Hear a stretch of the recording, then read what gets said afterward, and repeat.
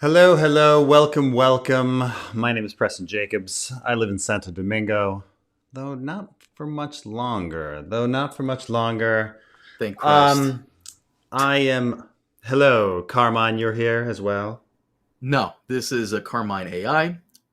Preston Fuck. is using Claude, and it is generating Carmine's voice. Carmine is actually at a Euphoria watch party a couple blocks down the street, Yeah, your and Euphoria watch parties are kind of. I mean, I haven't seen a single episode of Euphoria. I don't know what it's about. I hear it was about like fucking dads or something. But like I don't know. I just skipped through the whole episode until Sydney Sweeney gets naked, so I also don't know. Um, no repeating intro. Well, yeah. So this evening I wanted to discuss the idea of the Winds of Winter being split. And as much as many people think that this is a good idea, and it may be, and as much as people think that, well, this is an inevitable thing, eventually we're going to get at least the first half or a half of the Winds of Winter. I'd like to pour some cold water on it, and I don't mean half of it in the sense of like George finishes it and they cut the book in two, kind of like the European. I don't know if you guys have ever seen the European versions of like the UK version of A Storm of Swords, which is in two separate books. Or if you buy in Germany or France, they might cut up the books in different fashion. So there is a discussion of if the Winds of Winter were complete, they would publish it in two volumes. I'm not talking that.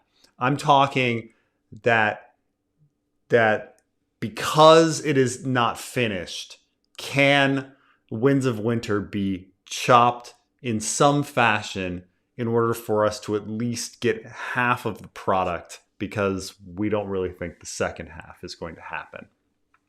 And so the reason I'm pouring water on this is cold water on this is that you have to consider how George and where George's progress is on the Winds of Winter, and whether a split would be possible. So let's first talk about not the chronological split, but let's talk about if the Winds of Winter could be split in a Feast for Crows, a Dance with Dragons fashion. That if you could cut it, as we say, in a more vertical sense, and perhaps the same situation, you have the internal story and the external story. I'm going to say internal story meaning like the south of Westeros plus maybe Arya, and the external story being Dany, Tyrion, Jon, Bran, like north of the wall, and Dany, Essos kind of idea. So you have an external story and an internal story. So is this really possible for the Winds of Winter? So what we know with George right now is that George claims that he has 1,100 manuscript pages, but he's thinking that this is going to be a really big book, the biggest book, and that it could be as many as a Dance with Dragons was 415,000 words. That this could be a book upwards of 500,000 words. And so you got to remember, when he says like I have 1,100 manuscript pages, what that means is I have 300,000 words, and the finish line is something like 450,000 to 500,000 words for the Winds of Winter. Tall order, right? By comparison, Dance with Dragons was 415,000 words. A Feast for Crows was about 300,000 words. So when George says he has 1,100 manuscript pages, that's a Feast for Crows. That, like, why can't he just publish something? And part of this is what George claims that he has kind of done. George has said that he's made a lot of progress on Tyrion. In 2002, George had an interview where he said he had a lot of Tyrion chapters, that he wanted to do one, that he'd had trouble on this second to last Tyrion chapter. He had to finish the second to last Tyrion chapter and maybe do one more. But he said he had a lot of Tyrion. And so you have to ask yourself, like, what does a lot of Tyrion mean? You know? Does it mean as many chapters as A Dance with Dragons? Because if we're talking as many Tyrion chapters as A Dance with Dragons, that's 75,000 words. Maybe he's not talking that much, but still, like, is he talking? I would not call 4 Tyrion chapters a lot. I would not call 6 a lot. I could see, like, he gets into the 8 and 9. Maybe I could say that that's a lot of chapters, you know. But the point being, he's clearly written about, of this 300,000 word amount, a huge chunk of it, 50,000 plus words, are Tyrion. And we know, on top of this, that he's written a lot of the Battle of Fire. So you've got Victarion Barristan as well. And, you know, you just think, okay, maybe he has some Dany chapters too. Let's just, you know, say he has a couple. But you start realizing that he has about, you know, at least when he says I have 300,000 words, about 100,000 of those words are at least in the external story. Not to mention, you know, we could say external story. Like, what does he have in the north and stuff like that? The point being, the progress that he's made is probably, the majority of it is external story versus internal story. I mean, he has said that he's done a lot of Arya. He says he has enough for like a novella with Arya, which would mean 30,000 words. You know, 5 chapters or something with Arya. So, but the point is when he says I have 300,000 words, that's mostly external story. Now, that's important because if you think about this, if you were going to publish The Winds of Winter, and you had to publish one of them first, the external story versus the internal story, would you ever choose to publish the external story first and the internal story second?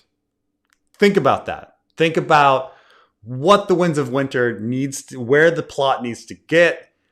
And so the external story is going to have things like bringing the dragons back to Westeros and the Wall and Bran and huge stuff with regards to, you know, whatever, Bran's crazy three-eyed raven plot, maybe the others going through the Wall, huge events, dragons. You would never publish the external story first with all of that stuff and then be like, okay, later I'm going to have the internal story as a second bit, and it be, you know, the fall of King's Landing with Cersei and Jon Con. Like, that would be, you'd never do that. You would start with the smaller story in people's minds, the less epic story. Not that Jon Con and Cersei aren't great. I love them.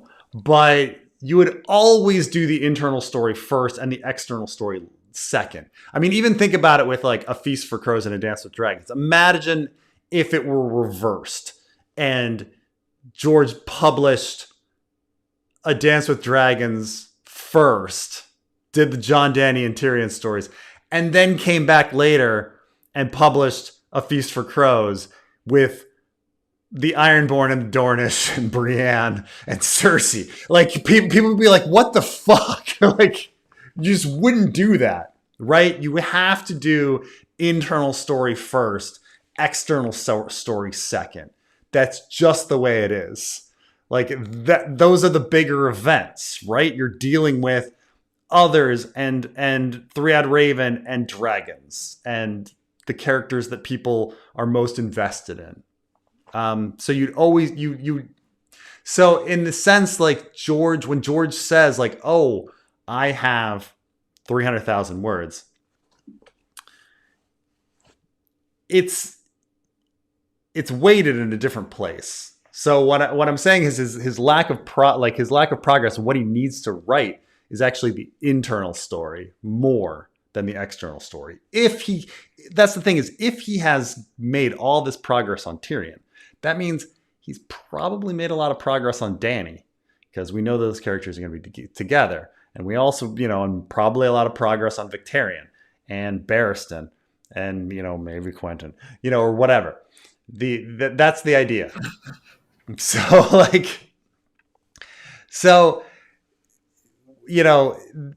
in a situation where you'd want to do a POV split, he's far away. He's far away on being able to finish up the internal story versus the external story. And so, not to mention, I think if people, it would be kind of funny as well, though. I think people, again, would be disappointed, just like a lot of people were disappointed with A Feast for Crows, if George published the internal story and we got everybody's favorites, Sam and Aaron and Cersei and Jon Con, and everybody's sitting there like, fuck, what's going on with like Jon at the Wall and Dany with their dragons? And it's like, sorry, I'm not going to do that again, So I just don't see a vertical split happening at all. Like, it's just, that's not where his progress is. His progress has been stated to be in the external story mainly, because he said he's focused, nearly finished with Tyrion. Now, on the other issue, like, okay, could you do it chronologically? Could you do a horizontal split? And I would say that like a horizontal split is probably would be easier for some authors, but I don't think that's how George likes to write. George is a guy who's very focused on how a story begins and how a story ends. And he would like to include those elements. So you can look at A Dance with Dragons as an example. And you could say, okay, well, the story ends with Jon like dying, but at the same time, it begins with this discussion of second lives. Like, you've got the Varamir Six Skins at the beginning. So in a set, and so that you can see that there's a bookend aspect, despite the fact that, like, yes, A Dance with Dragons is on a cliffhanger and all that. There's still aspects that he made the story work somewhat. Dany being in the Dothraki Sea as this low point and being captured versus her high point of being queen at the beginning. There's you could say her story, it is a fitting, complete story, even if it's a cliffhanger situation. Theon escaping, like, there's at least a transition. So if you're talking about it like a chronological kind of thing where you're just cutting the story in half and everything, the thing is, it's one thing to leave things on a cliffhanger, but it's another thing to leave things thematically in the air, and then waiting for it later. Because George would want to change aspects to the beginning to fit the ending, things like that, make these small changes. It'd be really tough to publish those early chapters and have them frozen in time when he needs the beginning and end to have some sort of mirror, to have some sort of closure and everything. Imagine if you read, and that's the thing, is imagine if you're reading the Brienne story and the Brienne story ends at what, Nimble Dick? Is that Brienne 4? Nimble Dick dies? Like, or imagine you're reading the Jaime story and he leaves. it ends with him leaving Derry. I'm gonna bring up the Jaime story. Even though Jaime won A Dance with Dragons was written a long time ago, George knew that the last Jaime chapter in A Feast for Crows was a better ending point, and so he left the Jaime chapter off because it just felt better to end with Jaime 7, where he burns the letter. I'm just thinking of like how ridiculous some of these stories would be. So if Jaime 7, like, could you imagine if the story just ended? Yeah. Jaime 3 is him. It would either end with Jaime 3, which is just him practicing with Ilan Payne, or Jaime 4, which is Castle Derry. Like, you see how unsatisfying that would be? Like, why are you ending here at Castle Derry? Like, what a random place to end. Or imagine cutting the Davos chapter in half, and him being at White Harbor, like, before even meeting Manderley. Or the Theon chapter in half, like him being in the middle of, like, at Reek 3 or Prince of Winterfell. That would be horrible, right? Like, there's no transition. George would be incredibly uncomfortable about, one, cutting a story in the middle where there's no proper ending point, but two, freezing the beginning of the story where you can't edit it and change it and make it relate to the end of the story. And so for that reason, I just don't think the chronological one is going to work. And I certainly don't think the vertical split of the POV split. So neither vertical nor horizontal, I think, would work at all. Or I don't think George would be absolutely, like, in any way willing. Anyway, Carmine, what do you think? He's got to split it. It's got to be 2 books. There's no other way. There's no other shot. It's not that I don't think that, like, if both weren't finished, they would make it in 2 volumes. That's what I'm specifically saying. Not that. I'm saying split to publish one early. Yeah, no, that's got to be done. It's got to be Winds of Winter, then A Dream of Spring, then A Time of Wolves. He meanders too much. You doing this fanfic has really kind of opened my eyes of what, like, it's possible if you don't just bullshit on a chapter for a long period of time, sitting on your hands like he did. Like, again, I always say this: your Davos 1 somehow managed to do more in one. Your Davos 1 managed to do more in one chapter than his in 3 in Dance. Like, how is that fucking possible? Well, sure, and yeah, I mean, when you read something like the Arianne chapters, or the sample chapters with Arianne, or the sample chapters with Tyrion. What's the thing people were saying in the comments about the Arianne chapter? Like, damn, Preston, get to the point. And you're like, guys, this is George, it's not me. That's true. So what Carmine is talking about is when doing the fanfic chapters, I also just read and narrated the George's sample chapters, and some people were fooled and thought that some of George's sample chapters were fanfic chapters. And some of the comments on the Arianne stuff is like, what are you doing? This was a pointless chapter. Why would you write this? And it's like, it wasn't me. That was George. We've discussed this several times. I've mentioned it multiple times, but Elio did an interview a couple years ago at this point where he said what's giving George sleepless nights is that he's trying to finish Winds of Winter to where when it's done, only 1 book is left. That's just not possible. And frankly, I did a video where this other YouTube channel a while back, they went to some kind of like Sanderson Con and they met an author there, and the author was like, yeah, George is pretty much done with it. I messaged that author privately, and he explained himself. It was kind of a fake news thing. He believes George is done because George has over like 1,000 manuscript pages or whatever, which in his mind is how much you can fit on a book, like before you can't close it anymore. Technically, it's like he believes it's done.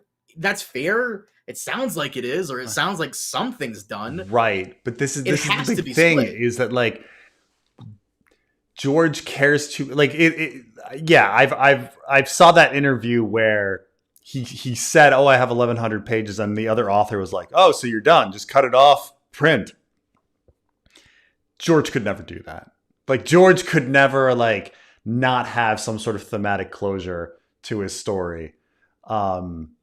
He couldn't just cut it off. Maybe some other author could just cut off stuff and be like, "All right, see you in the next book." Not George. He would need thematic closure if to something.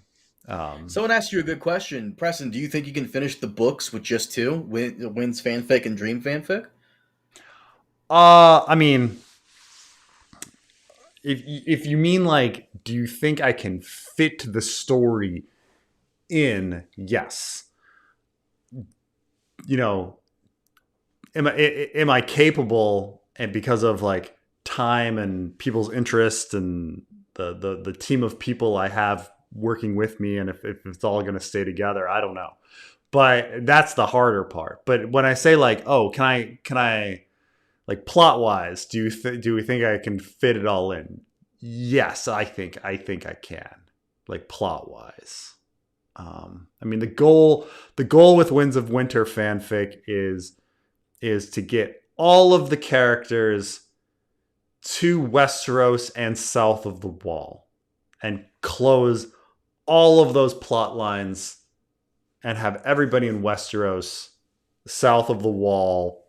And I think that's on track. I think that's, and so then the question is after that, okay, you got the Dance of the Dragons with Dany versus Aegon, and you got like the Others invasion and stuff like that.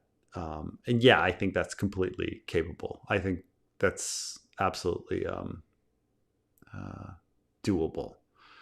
And I think it's mainly because I think it's very doable because I think the Others invasion, how interesting can you really make that when no one's talking to the others and there's no politics with the others? It's just the others coming, right? I think that can be very fast. I mean, the show was extremely fast with the Others invasion, right? Like, you know, like they did the Others invasion in 3 episodes. What was it? So I think story-wise, it's very doable to have it. But you know, George, he likes to be there in the moment and write and meander, and that's his thing. And I don't think that writing style can cut it. But it is possible. I think it's certainly possible. You know, some people say it's funny because some people, like, there's some discussions about, oh, you know, can you know, how many chapters can the story fit in a various book? And some people point out that, like, you know, a Game of Thrones had a lot of chapters and they were really short and the plot just kept moving. And, you know, if that's George's writing style, it can be done. But the problem is that's no longer George's writing style. Like, that was his writing style in 1996.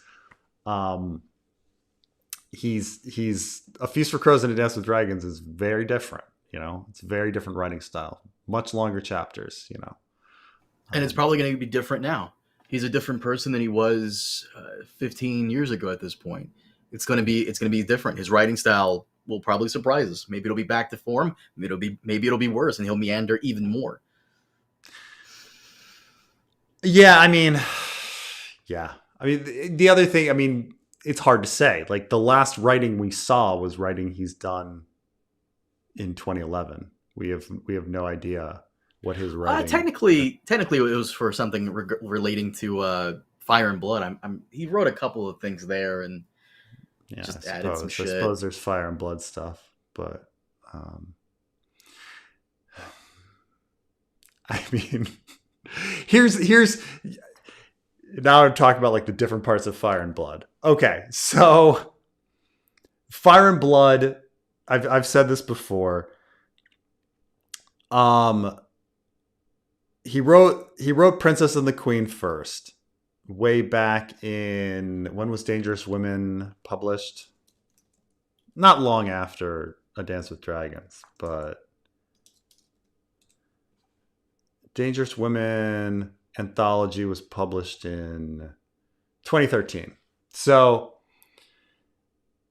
a couple years after, a year and a half, because he's writing in during 2013 or even a little bit before. But Princess and the Queen is written a little bit after Dance, and then Rogue Prince is the next year. And Rogue Prince is more meandering than Princess and the Queen. Princess and the Queen is a whole bunch of shit happens. And then he has more room to breathe in Rogue Prince. And then Sons of the Dragon is after that. And so when he put together Fire and Blood, he essentially had about a little less than half of... And then he had to write like Aegon's invasion stuff for the World of Ice and Fire. And so he had these pieces. And so he says, okay, all I really need to do is expand out Aegon a little bit and write Jaehaerys. And throw on maybe some stuff at the very end post Princess and the Queen. When you think, if you read Fire and Blood, like, what are the most meandering parts? Definitely Jaehaerys and the post Dance with the Dragons, where it's just like random fucking stories, right? Like random stories about Alyssa Farman and her eggs and Corlys Velarion's voyages and the Oakenfist and things like that. Like, so you could even use the example of Fire and Blood to say that like his writing style became more meandering even with Fire and Blood. It's certainly not as concise as Princess and the Queen, where a lot of fucking shit happens in a very small amount of space. And then, you know, it starts what's frustrating about that is by the way, another story in Fire and Blood that I really like. It's later on than what we've covered so far, but Samantha Tarly and what goes on there. Challenging the faith, like stuff like that is really fun. Alyssa Farman, that's really fun. You love these little like short stories, and you just wish the homeboy would be like, okay guys, I don't want to write wins, but how about I put out every month one short story on my blog that takes place in Westeros. Do something, motherfucker. Do something. God damn. Just fucking do something. It's that, lack of hunger. Do you think, you know, Tyrion jousting on the deck of the ship, like, you know, do you think that's fun? Like, you know, that's fun. Yeah, but that involves like a main Ice and Fire character. I'm talking about like random ass characters that, like, one thing that you and Trey pointed out about the Dunk's mysterious arch nemesis that plagues Westeros throughout most of their life. The three men in the pig, the mask, the hawk, the you know what I'm talking about? The hawk, the rat, and the pig. Right. Like, what's going on there? Whatever happened there? Let's find out more. How about a short story with that? Maybe, I don't know, God forbid, another fucking Dunk and Egg story. Something. And we've gotten nothing. We discussed this briefly on this recording we did last week or a couple of days ago. I'm going to put it out. Let me go to his Not a Blog just to check. There's nothing here.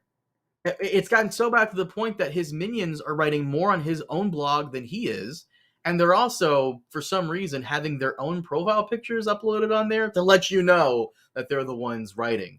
I don't give a fuck about that. Yeah. This message was brought to you by the minions of Fever River. That's enough to know that George's not doing anything. He's either super busy writing or he's ordering DoorDash. I mean, I suppose with the blog, it's hard to, he can't win. Because some people, when he posts on the blog a lot, people are like, why are you wasting your time writing on this blog when you should be writing The Winds of Winter? And then when he doesn't post on the blog, people are like, fuck, now he's not even writing on the blog. No, Now his writing's no. just There's a going bit to of a nuance. stop.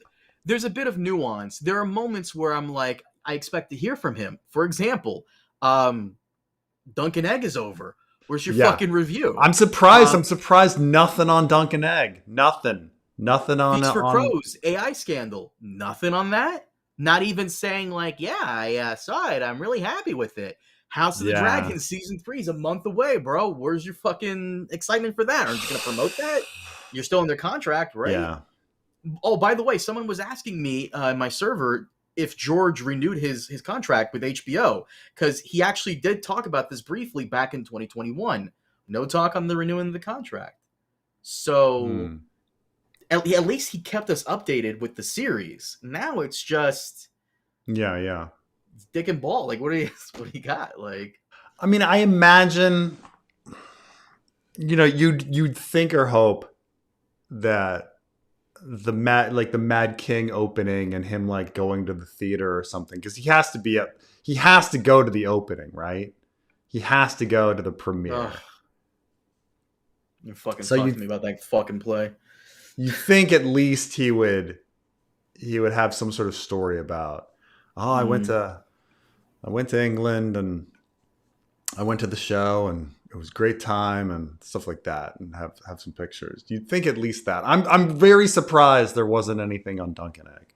You know what? You're probably right. He might go to the fucking premiere of the Game of Thrones play just so he can fucking stand there and tell more New Jersey Bayonne stories.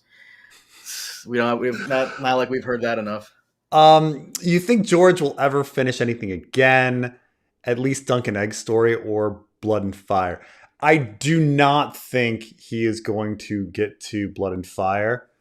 What he's talking about, Fire and Blood Part 2 or Blood and Fire, whatever we want to call it. And I think Fire and Blood was, like I say, an easy lift because Princess and the Queen, Rogue Prince, and Sons of the Dragon and the intro were already written. He just needed to dick around with some Jaehaerys stories where nothing fucking happened during the reign of Viserys. I mean, I'm sorry. Nothing fucking happened during the reign of Jaehaerys. So all George had to do was invent a bunch of children and have them do random shit. Like, that's all he did. Like, he got to world build. I think world building is easier than keeping track of your characters and having them act,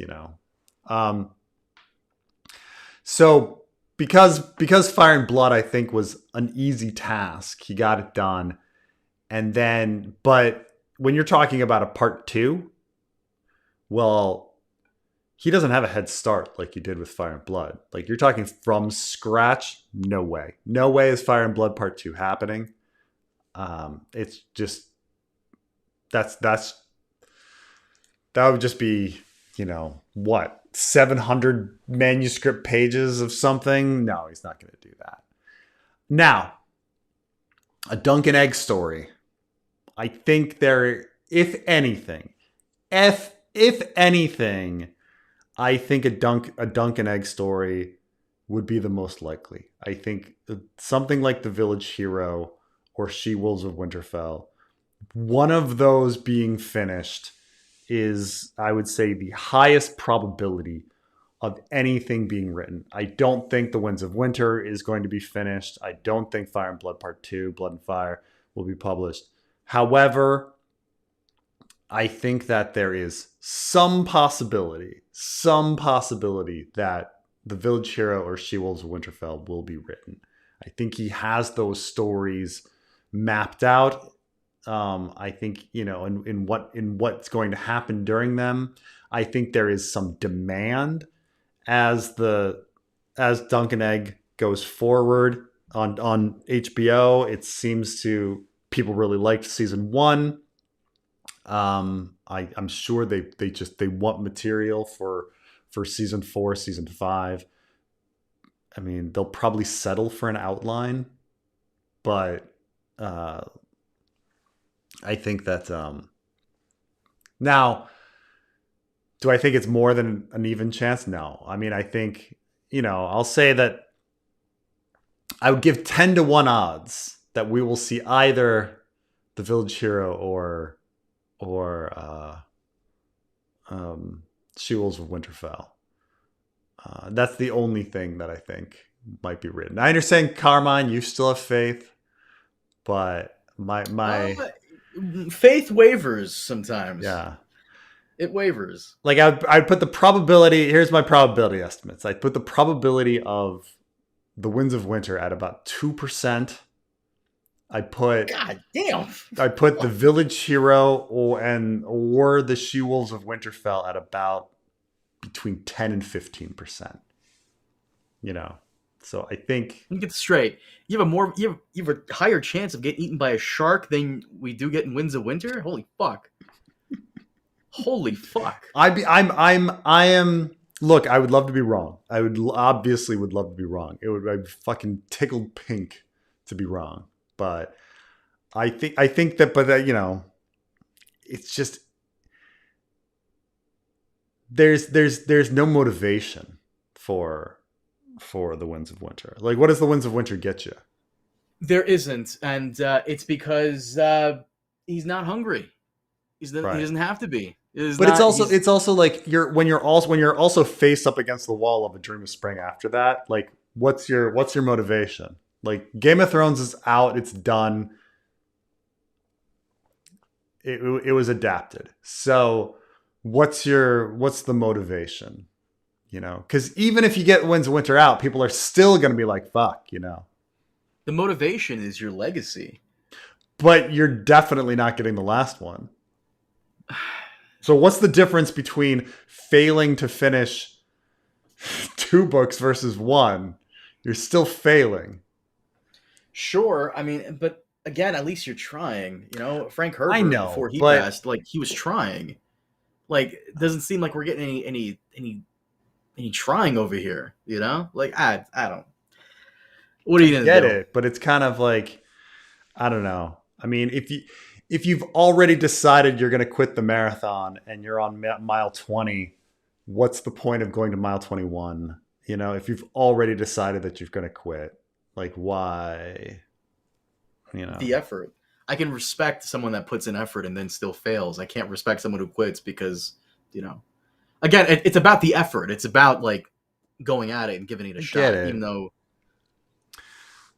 he's living his best life, man. Is he? Is he?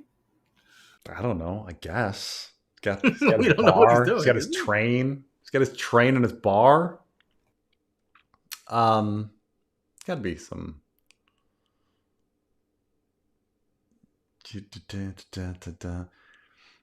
Euphoria watch party. Here's how we get George R. Martin to finish the entire story. Pick one point of view. Write 2 books from that point of view. Everything else happens off screen. Boom, done. I mean, it's a very good idea. What? It's a very good idea. Like, everything else is just implied. Who, though? Whose point of view? Don't even say Tyrion. You pick the worst one. You pick, like, the worst. You pick Hota. And then people are like, hey, I heard in King's Landing this and this happened. Really? Okay. Hey, I heard people are marching through the neck towards Harrenhal. Okay. Like, something like that. You know what? I think Hota would probably be the perfect character for this. Yeah. Right, because also, see, Hota would be the easiest, because Hota is without a doubt would be the easiest to write for George. Okay, because he's straightforward. He's simple language. He doesn't have to be clever. He's not, it's not like Tyrion where he has to go back and edit it and make it more clever. It's just fucking Hota, right? Straightforward, simple, right?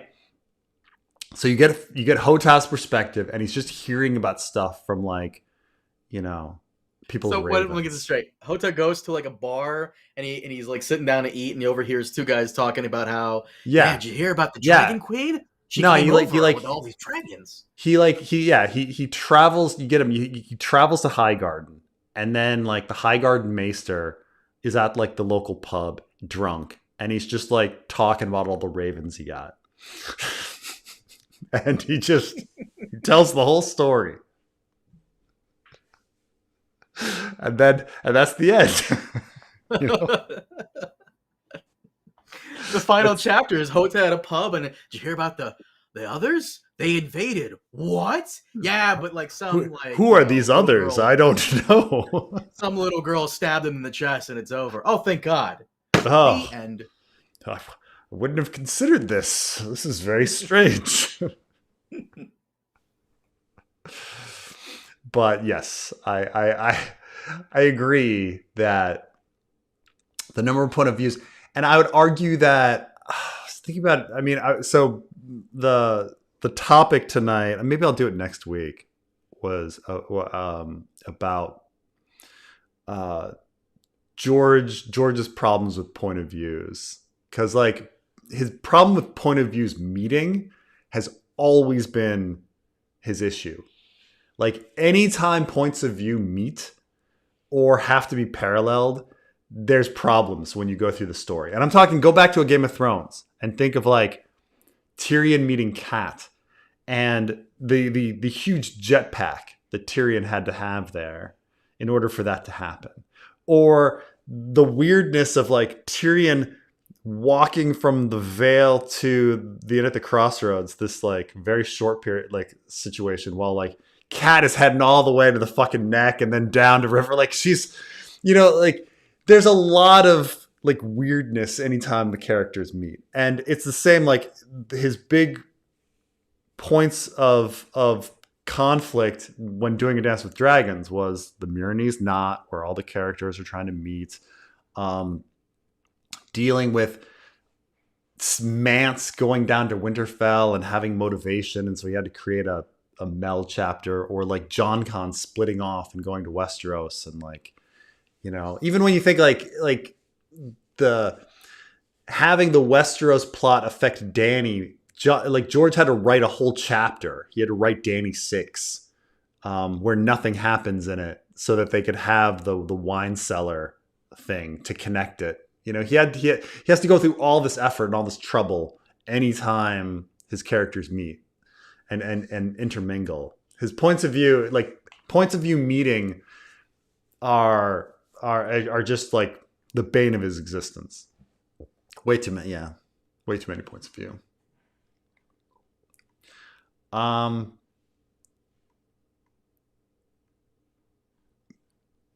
definitely predicted 1,800 manuscript pages, which is like I say, 500,000 words. He did an interview with Game of Owns. Jesus Christ. Yeah. That's what he's talking about. Yeah. He does interviews with all these like random YouTube. Mm-hmm. No offense to Game of Owns, I'm sure they're nice, but my God, man, how have we not interviewed him yet? Like it's like I understand when he like interviews IGN or something, or Hollywood Reporter. Like I understand like those, right. but it's random. It's like sometimes it like, especially in the early days, it would be like, oh, like a random like Spanish girls like online zine, and you're like, what? You know, like he has like these interviews like that, all these Tyrion chapters, and he still doesn't meet Dany. Well, the question, we don't know if like him getting stuck is him finally meeting Dany. You know how he's like, oh, I did all this Tyrion stuff, and then I'm having trouble with this one. I'm like, I hope that's not the one where he meets Dany. And then he's like, oh, one more. Is he meeting Dany, having trouble, and then they do one more, like Volantis or something, and then everything else is a Dany chapter? Like, I was wondering about like what, like when George says George in this interview says he did a whole bunch of Tyrion chapters, a lot. He's having trouble on one, and then he's maybe going to do one more. And you're like, is the troublesome one when he meets Dany? You know, like what else would be troubling him? So, why is George R. Martin so hung up on finishing in 2 books? Why not add a 6th if he needs the pace? Also, what's your theory? Do you hate that the fandom largely accepts? I think George is hung up on finishing in 2 books because he just it's. I mean, he literally just sits there and says, "Okay, how many pages do I have to write? If I have another book, that's just more and more writing, and then it goes on forever." And he's literally thinking, if I have less to write, that's less time. I understand that it's like that. It seems hard to there's the old Mark Twain thing that said, I wrote you an 8-page letter. If I had more time, it would have been 1. Like, and there's a lot of truth to like good, concise writing, but at the same time, that's only true up to a point. Like, another fucking mammoth 1,500-page book is not going to speed up his process. It's going to slow down his process. I understand what you're saying. Like, oh, if it's a problem, just add another book. That's adding fucking 1,500 pages of writing, like just the editing and the wordsmithing and all of that. The problem isn't plot, like that's the thing is I think plot is an easier aspect of things. I think it's just sitting down and crafting beautiful words is what fucking takes forever. It's and making sure that everything is consistent and thinking about that. I don't know if an extra book of 1,500 pages is going to speed him up. I think it's you're so right about that. It's just him trying to. Every word needs to be like poetry. Everybody needs to be witty. You're so right. This ain't Twilight where she wrote Edward's perfect face like 16 times. Yeah, and I mean it's funny going back to a Game of Thrones where there's a Game of Thrones. Look, it's a fucking fantastic book, but at the same time, it's flawed. I mean, there's some. It's certainly not as poetic as A Feast for Crows and A Dance with Dragons. Like Tyrion's not that witty.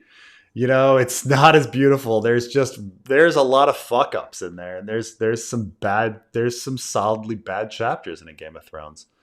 But I'm not saying many. But I can count the bad chapters in A Game of Thrones on my hand, but which is very few considering that there's like 73 chapters in A Game of Thrones. But he still has them, Which one specifically? Oh, I mean, when I think of the bad chapters in A Game of Thrones, I think the second to last Sansa chapter is pretty bad. The one where Tyrion and Catelyn are traveling in the Vale is fucking clumsy and messy and shit. I mean, there's probably like 2 Sansa chapters.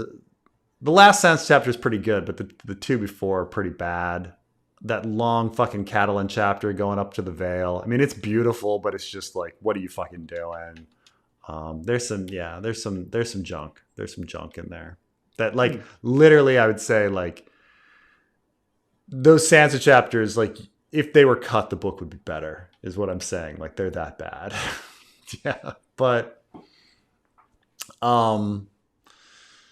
I couldn't say that like Dance with Dragons chapters. I could say that like a lot of the chapters are useless, but they're also beautiful. He spends so much time word crafting, and trying to make stuff make sense. Like the thing about A Game of Thrones is he just did shit, and he's just like, this doesn't make sense, but it's just happening. Tyrion's gonna warp across the map just because. Everyone's going to go to war against Stannis for no reason. I mean, stuff just fucking happens. There's no explanation, but he's so much more thoughtful on everything having logic and reasons and causation in A Dance with Dragons and A Feast for Crows that he's just not that careful in the first couple books, I mean, fucking great books. A Game of Thrones, no book is better paced than A Game of Thrones. Like, holy shit, where it's just boom, boom, action, action, action, action, end of book. You're like, but it's A Feast for Crows and A Dance with Dragons is so well crafted, but maybe that's to its detriment. I don't know. I don't know. I was thinking about doing a ranking of all of the fucking chapters in a Game of Thrones, but it's going to take forever. It's going to take, consider there's like 73 chapters. So it's like, even if I spend 2 minutes talking about each one, it's a few hour video, 3 hour video. Jesus. Get it done. Get it done. You can do it. Yeah, we'll see. Got a lot of things to do. Got a lot of things to do.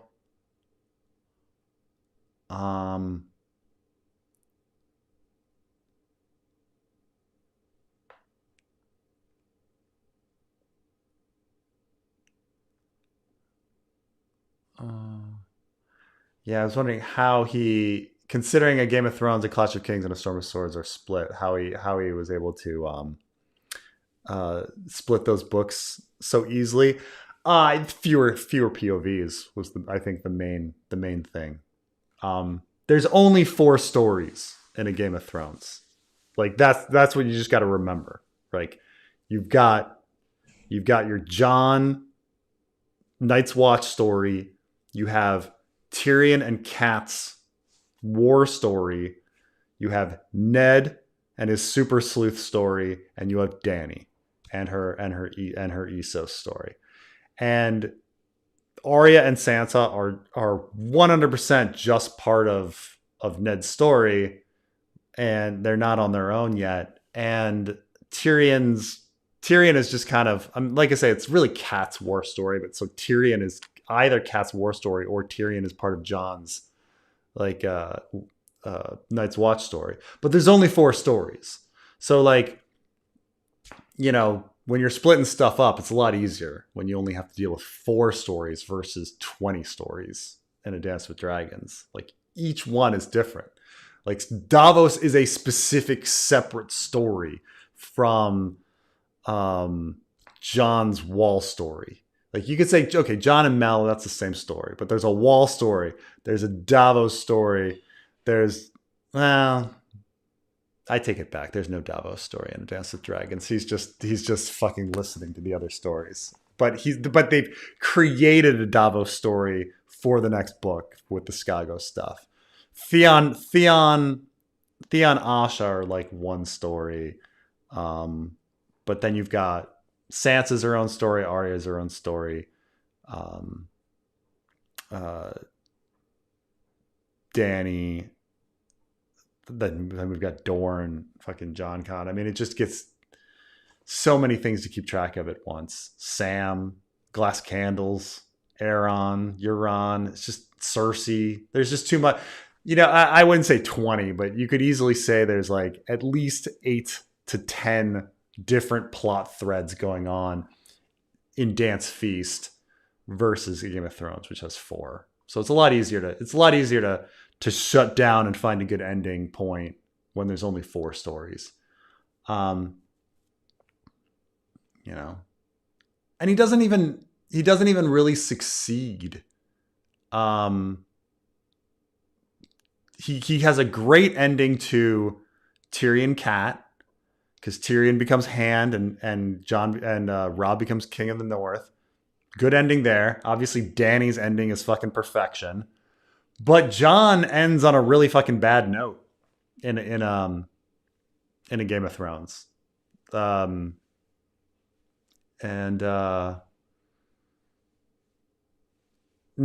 a, you know, I'd say Sansa and Arya, which is the ending of the Ned story. I think they end pretty well. But you know, you forget that, like, yes, because like Dany's story ends so perfectly, it's like, oh man, what a fucking great book. But you got to remember, Jon's story did not end well in a Game of Thrones. He didn't stick the landing for all of them.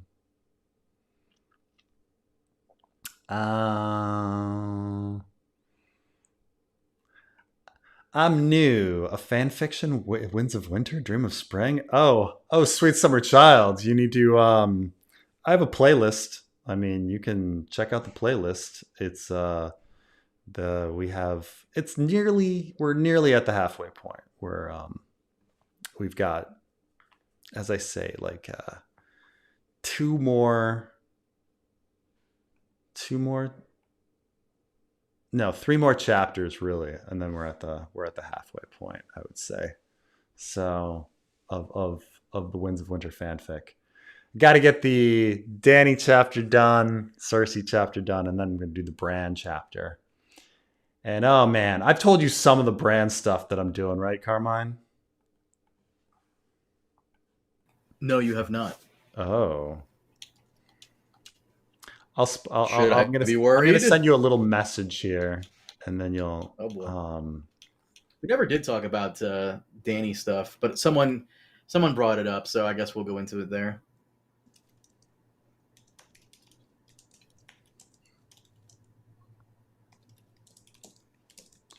This is what's Let me see what you got. What you sent me. Oh yeah, I know this. Yeah. Yeah, I've told you that. Okay. Mhm. Yeah. But I thought but you it's had like a more. lot of shit's gonna go down in Bran when we get to that. Uh-huh. But yes, Jester's Jinx. I mean, you have a lot of listening to do. It's a few years, 4 years of fucking writing.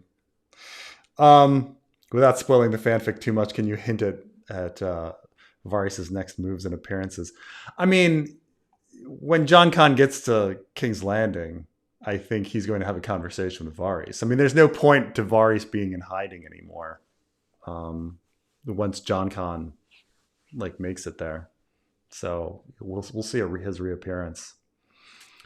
What do you think of Bran being king, but by possessing Jon's body? Don't see how it could be otherwise. If Bran becomes God, then he'll have to die, right? And that's the bit. He'll become king, but the last. I mean, I've heard this before, like that. This is really my problem. This is really my problem with it is that. So I often say people will be like, oh, like Preston was wrong for all of his years of saying that R+L=J wasn't true. And that's true that I was wrong, but I was wrong with the right motivation, while everybody that was right had the wrong motivation. So everybody that was like, oh, R+L=J, and that means Jon is going to save the fucking world and sit the throne and like fulfill prophecy and all that shit, classic fantasy stuff. That's all wrong. You know, like the show showed us that the R+L=J was more of a detriment to things than it was a solution. And when I say like I had the wrong answer, but my heart was in the right place or my mind was in the right place, it's because I knew that like George wouldn't end the story like that. He would not end the story with Jon saving the world. Like that's just not his. So it couldn't be that simple. So what the show showed was the show did do that. It subverted the expectations. It was like, okay, he's the hidden prince, and that sucks. If he wasn't the hidden prince, they would have been in a better situation. It caused more division. The fact that he was the hidden prince, rather than he's the hidden prince and he's going to save the world. And that's the big problem, is that people fell into the R+L=J because they were like, oh, hidden prince, he's going to save the world. And that's the wrong way to think about George's writing. So it's like, yes, I had it wrong. Like I knew George was going to try to subvert our expectations, and there was something like wrong about that. I just didn't know in which way it was wrong. And so, the show probably showed George's original plan. Who knows what his current plan is, but so this idea that like Jon will be king, and yeah, it's like, I guess you could say there's a subversion of expectations in the sense that like it's a creepy, horrific thing for like Bran to be possessing Jon's body and all of that. I suppose, but I think also you just gotta like step back. Like, why would anyone accept Jon as king of the Seven Kingdoms. I mean, he's a bastard, and if the only way he's not a bastard is if you somehow accept some sort of strange polygamy kind of thing going on. But why would anyone, like, clearly not everyone is going to accept that universally. Like, the idea is that you can put these things forward and it leads to more arguing and more fighting. So, I'm trying to think, like, George, it's not that George hasn't done like blended consciousness where somebody is like in there as well with him, or in wild cards they did body swapping and stuff like that, glass flower. But no, I mean, I think people kind of invented this Bran being king but possessing Jon's body because they want somehow the show to be correct, but also the fans to be correct at the same time. That Jon is going to be king, but the show is also correct at the same time, and therefore we're going to like meld those two ideas. It doesn't quite fit. I mean,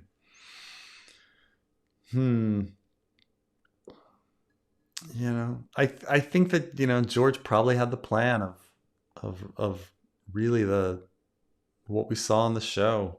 You know, the Bran the Broken was going to be somehow the king, and nothing beats a great story and all of that.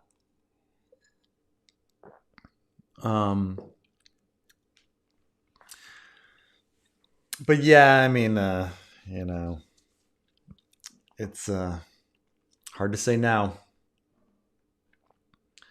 Davos' origin better if he and his sons tried looting Storm's End under siege, got caught, then Stannis holds sons hostage, tasked Davos to smuggle food back.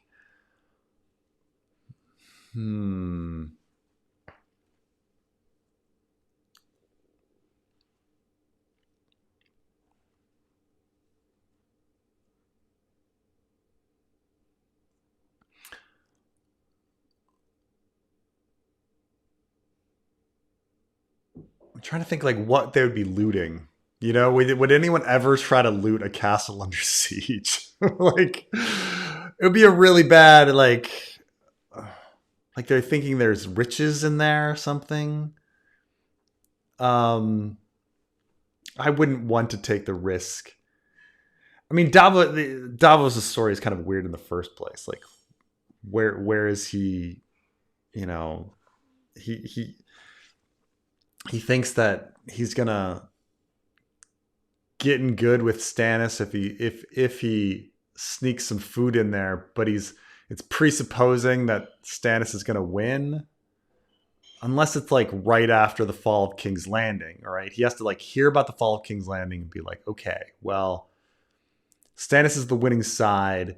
I just got to get some food in there so that I look like a freaking hero. And so, you know, it has to be in that like month. It has to be in that like that 1 month of like Ned marching south. And he hears about that, and it's just like, I got to get some food in there for these starving people. If it's before that, which probably that was George's idea, like he's not even thinking about it. It's just such a strange thing that some random smuggler is like, yeah, I'm totally gonna get in with this.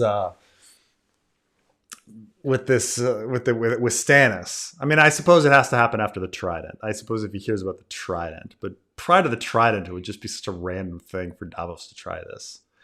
But I think looting also Storm's End is kind of ridiculous. I mean, it's such a risky thing, and the reward is so small unless the Trident's already happened, and he knows about it. But and he's, you know. And he's trying to get in good with the winning side. But looting Storm, I mean, you know, it's really hard to loot something like that. Like, everybody's on guard, right? Like they're trying to deal with they're trying to keep out enemies, and you're gonna run in there when they're on high alert to try to loot it. I don't know. There's not much to loot.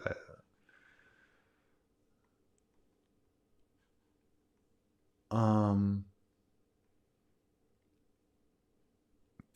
have you considered writing an abridged version of The Dance with Dragon: A Feast for Crows with your Winds chapters at its ending? What would you change? Would it make Winds easier? No, I mean, somebody did bring up in a previous stream, if you were to make A Dance with Dragons and A Feast for Crows like an appropriate length book, as in like it's still the length of A Dance with Dragons, but it has A Feast for Crows in there, like what chapters would you delete? And there's definitely some chapters. There's definitely a few chapters I could delete to cut it down. But you start getting to, but it's still really impossible. Like, you know, when you start saying like, okay, maybe I can cut 100,000 words, but cutting literally 300,000 words is really fucking tough. Unless you're like chopping parts of chapters. Because it's really, I started the practice of it. I mean, maybe I should do it for another stream, like this, like the essential A Dance with Dragons, A Feast for Crows, to try to get to like just how much can you cut and it still be a functioning story. But it gets to the point where you can't. There's only so many complete chapters you can cut. You know, like you can cut Tyrion 7 almost completely, right? Like that's him walking around Volantis. Like just cut it. You can cut The Merchant's Man, you know, or The Windblown, you know, and just have Quentin show up in Dany 7 and have it go from there. You know, like there's various things you can do. But it starts getting tough. I think you can cut a good 100,000, but cutting 300,000 words, oof, that's hard. That's really hard. I mean, cut the whole prologue like of A Dance with Dragons, cut Varamir Sixskins. You know, I suppose. But then to get to the point where now you've cut it down and then you're going to add the Winds chapters as an appropriate ending. The problem I've found with, I think at our halfway point with the fanfic, you're at a good ending point for the Dance with Dragons, A Feast for Crows story. Like, which is amazing, really, that like that's really like a good pause point. When I say like, because what we're talking about here is at the halfway point of the Winds of Winter fanfic. Like, for example, like Cersei abandoning King's Landing, or like Sansa and the Vale and invading, like moving out of the Vale. Like there are some good pause points there for like big transition. But it took half a book of like really trying to get the plot going in a condensed fashion. And that's still like, keep in mind, like the halfway point here is 200,000 words. So, an abridged version of A Dance with Dragons, A Feast for Crows, and then adding 200,000 like words, it's just way too much. It's way too much. You could never have it be one book. You could never. It's just too much stuff. It's too much stuff. As people say like, oh, there's so much fluff and filler in A Dance with Dragons, A Feast for Crows. That's true, but there's still way too much plot. Like there's too much stuff that's essential. You can't make it one book. Like, you can't. It's just too much stuff. Any plans for the Game of Thrones 30th anniversary in August? I mean, I guess we'll do a video on it. We'll do a stream on it. Carmine, you celebrating 30 years? 30 years of Game of Thrones? Fuck it. Celebrate something. Fuck it. You want to do something with you, me, and Trey? Yeah, sure. That's true. Yeah, we could do something like that. Yeah. See what goes down. We'll do something. Someone asked on the Sweet Robin sub if there's an EPUB format of the fanfic chapters, and who would you cast as Maegor? And is it Anthony Starr? We haven't done it. I haven't done any EPUB version yet. I just have, every time we do a chapter, I put out a new PDF. That's it. To the person who asked this question, there are websites that allow you to convert it. Just so you know. Yeah. So it's not, to any not format that you tough. want, just look it up. Oh, Anthony Starr is Homelander, right? Yeah. Okay. Yes, sir. Yeah, they by the way, it just came out. Apparently Anthony Starr understands the material better than the showrunner for The Boys. And really? The Boys showrunner, I forgot his name, it's Eric Kirkpick, whatever his name is. He wanted to make Homelander more like Trump, and Anthony Starr stepped in and he was like, "Look, I get there are a lot of similarities there, but let's make Homelander his own guy who's pathetic and this and like." I think, It's but also at crazy, this how he point, gets it. it's been they've kind of beat us over the head with it. We get it. Like there was a very funny scene where he literally killed somebody in the middle of in New York, just like Trump said, and everyone was like, "Awesome!" And that was funny as hell. But you've made the joke, right? There's only so many times you can make the same joke. It's like that one kid at a party, and I'm sure you know this kid. It's like that one kid at a party who makes that one joke in the beginning of the night, and it gets a lot of laughs, and then he makes it continuously throughout the entire night. Yeah. And it's like, guy, we get it. Yeah, that one moment. Or the people that put in my comments, maybe the Winds of Winter are the friends that we've made along the way. That joke has been made in the comments so many times, and it's like, guys, I started in 2014. It wasn't even funny back then. I know, but please, let's put it in the comments some more.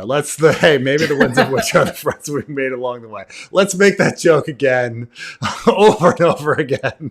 Over and over and over. Hey, Carmine, can you entertain the crew while I hit the head? You know what the head is, right?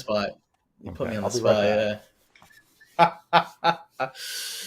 What is this question here? Yeah, Kyle. Just there are websites that allow you to convert it for the 30th anniversary. I mean, I wonder if HBO is going to do something, and of course, I'm sure people are going to try and go to the play to celebrate it. And yeah, we did a recording discussing the play and how I encourage you to use AI. You don't have to, but I did. I used Gemini to pretty much calculate my costs of going to the play. And what I came up with is around $2,000 for 3 to 4 days to travel all the way from the nearest international airport to me is Kansas City, Missouri. So going from Kansas City, Missouri, all the way to Birmingham, and then from Birmingham taking the train down to Stafford upon Avon, and then getting a hotel and the tickets and food and so forth, be around $2,000. So I would recommend everyone give it a shot. I know some people couldn't make the trip because they have work and other obligations, but yeah, it's I'm not gonna lie to you guys. I feel a certain type of way about George kind of promoting this thing and having us pay for this when he can't even wrap up his legacy and give us what we really want. Jefferson is coming home. Yes, the nearest airport to Stafford upon Avon, where the play is going to take place, is Birmingham International. So he's like, I'm gonna say it extra American. Birmingham. Going to Birmingham. I was telling the audience about the conversation we had. Preston brings this up in the conversation we had. Yeah. If some people are 2% is incredibly high, I know the fact that I'm giving it 2%. 2% higher than me. When the Dany faction finally makes it to Westeros, what could occur between the Dothraki and House Bracken, whose sigil is a red stallion? That is well, I mean, that is an interesting thing, because obviously Bracken, of all people, of all houses, would be on Aegon's side if we're assuming I mean, we don't even need to assume like Blackfire stuff, but like the Golden Company was led by Bittersteel. Bittersteel is a Bracken bastard. You'd think that the Brackens are gonna follow the Golden Company, and it would just be weird if they were against the Golden Company. So the Brackens are going to be on you'd think would be on Aegon's side, which means the Blackwoods would somehow be on Dany's side, right? And so could you have like stallions versus stallions, horse lords versus horse lords? I guess, but I mean, even though the Brackens have the Red Stallion, you don't think of them being any more equestrian than any other fucking house, right? Doesn't everybody ride horses? But some Bran Voss, he had a whole little essay on like the totem animals, and he thought like the totem animals like really meant something in the end. Like it meant that there was some sort of real ancient beginning of time alliances, because there's a lot of similarity. There's a lot of coincidental like dogs versus pigs, kind of like fighting, and different animals fighting each other. And that, perhaps the Brackens and the who's the northern horse house, what am I from the Rills? You know what I'm talking about, Carmine? The Northern House. Yeah, the Northern House with the horse head. Risewell. Risewell. Yeah, I was gonna say Rizzling. No, Risewell. That somehow like Risewell and Bracken would be like aligned because they both have horses or something. Because he was pointing out like various things about like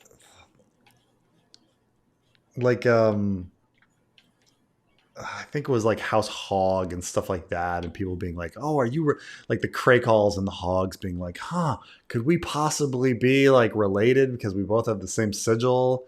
And things like that. But I think he's probably reading into it too much. I think George just picked some animals, and at the moment he was like, "What am I gonna have going on here? I don't know. I'll fill some time with people talking about their sigils."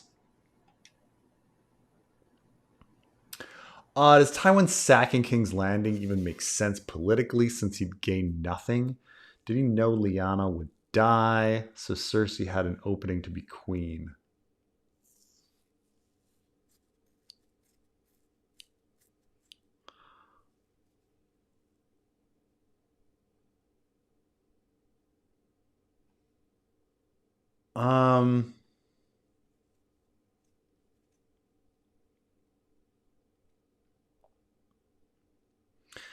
I think it's hard to say like when do the like timeline wise, like you're like, okay, the Trident, Rhaegar dies at the Trident.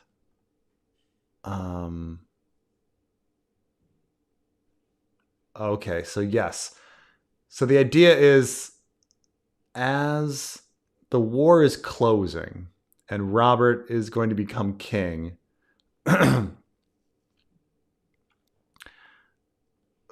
no one knows Lyanna's dead. And so would the implication be when Robert takes King's Landing that Lyanna would be queen? Was that the implication at the time? But then the question is like, when is it decided that Robert's going to be king?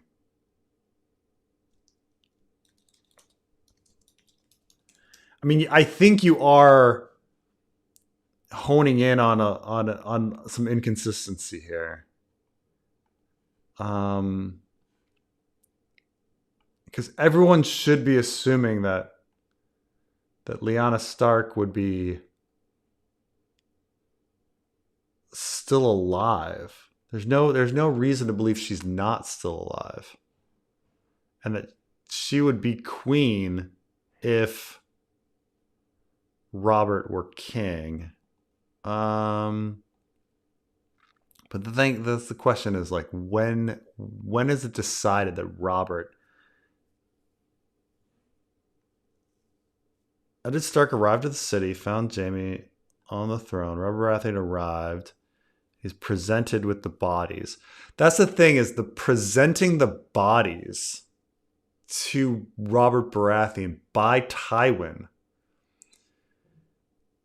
Even if Robert has not been declared king, the implication here is that he is ruling. It's Robert's rebellion. They're presenting the bodies to him as if he's the ruling guy. Even though I think Jaime says like, hey, Ned Stark, you could have declared yourself king. That's probably true. But in the days following, yeah.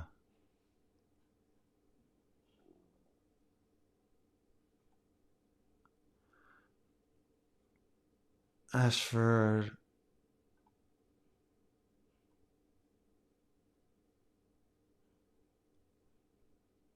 And then he was installed. I mean, Robert isn't officially installed until much later, but the presentation, I mean, or unless you're going to say the presentation is just vengeance or something, but for the kidnapping,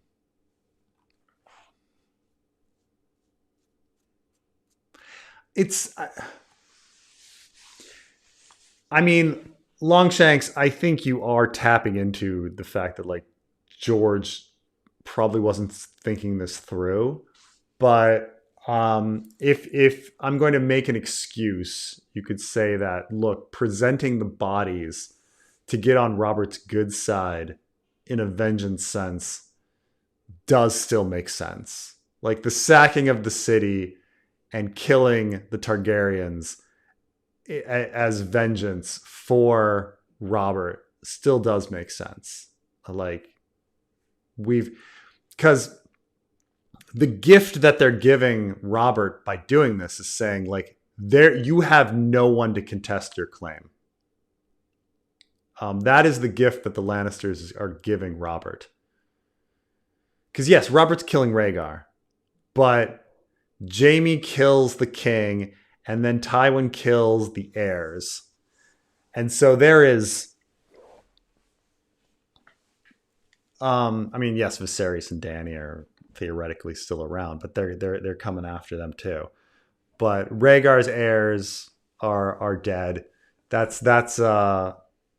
is, you're saying like, we're on your side. We're getting rid of the Targaryens. We're clearing the way for you to be king. So it's a happy coincidence for the Lannisters that Robert ends up becoming single, and they are then able to thrust Cersei into the void to be his queen. But I suppose the sack still makes political sense in the sense that they are doing vengeance for Robert and clearing away rival claimants for Robert to get on his good side,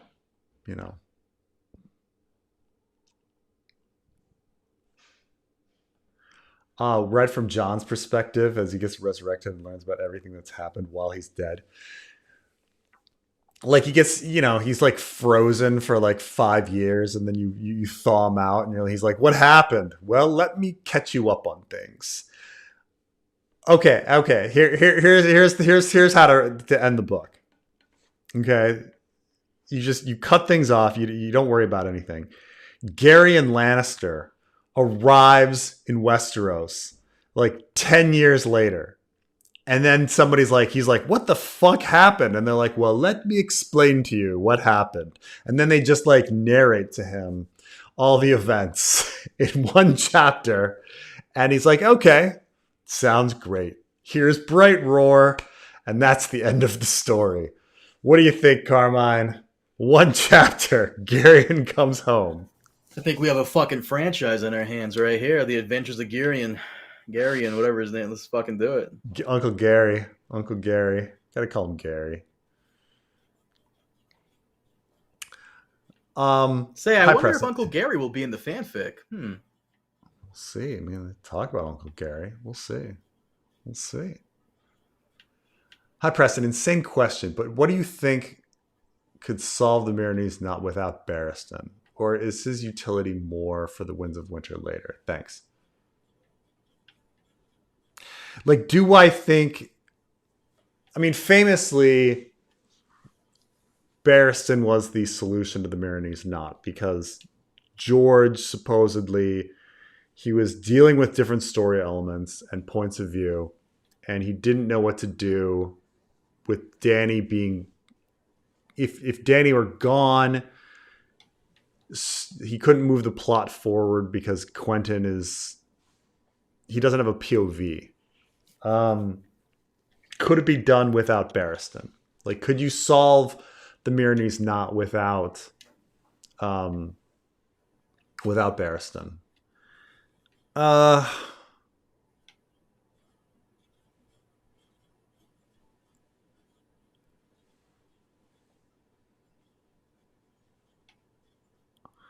Trying to think through it.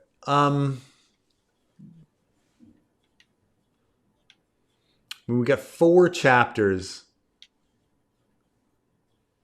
with... Yes. So what you could do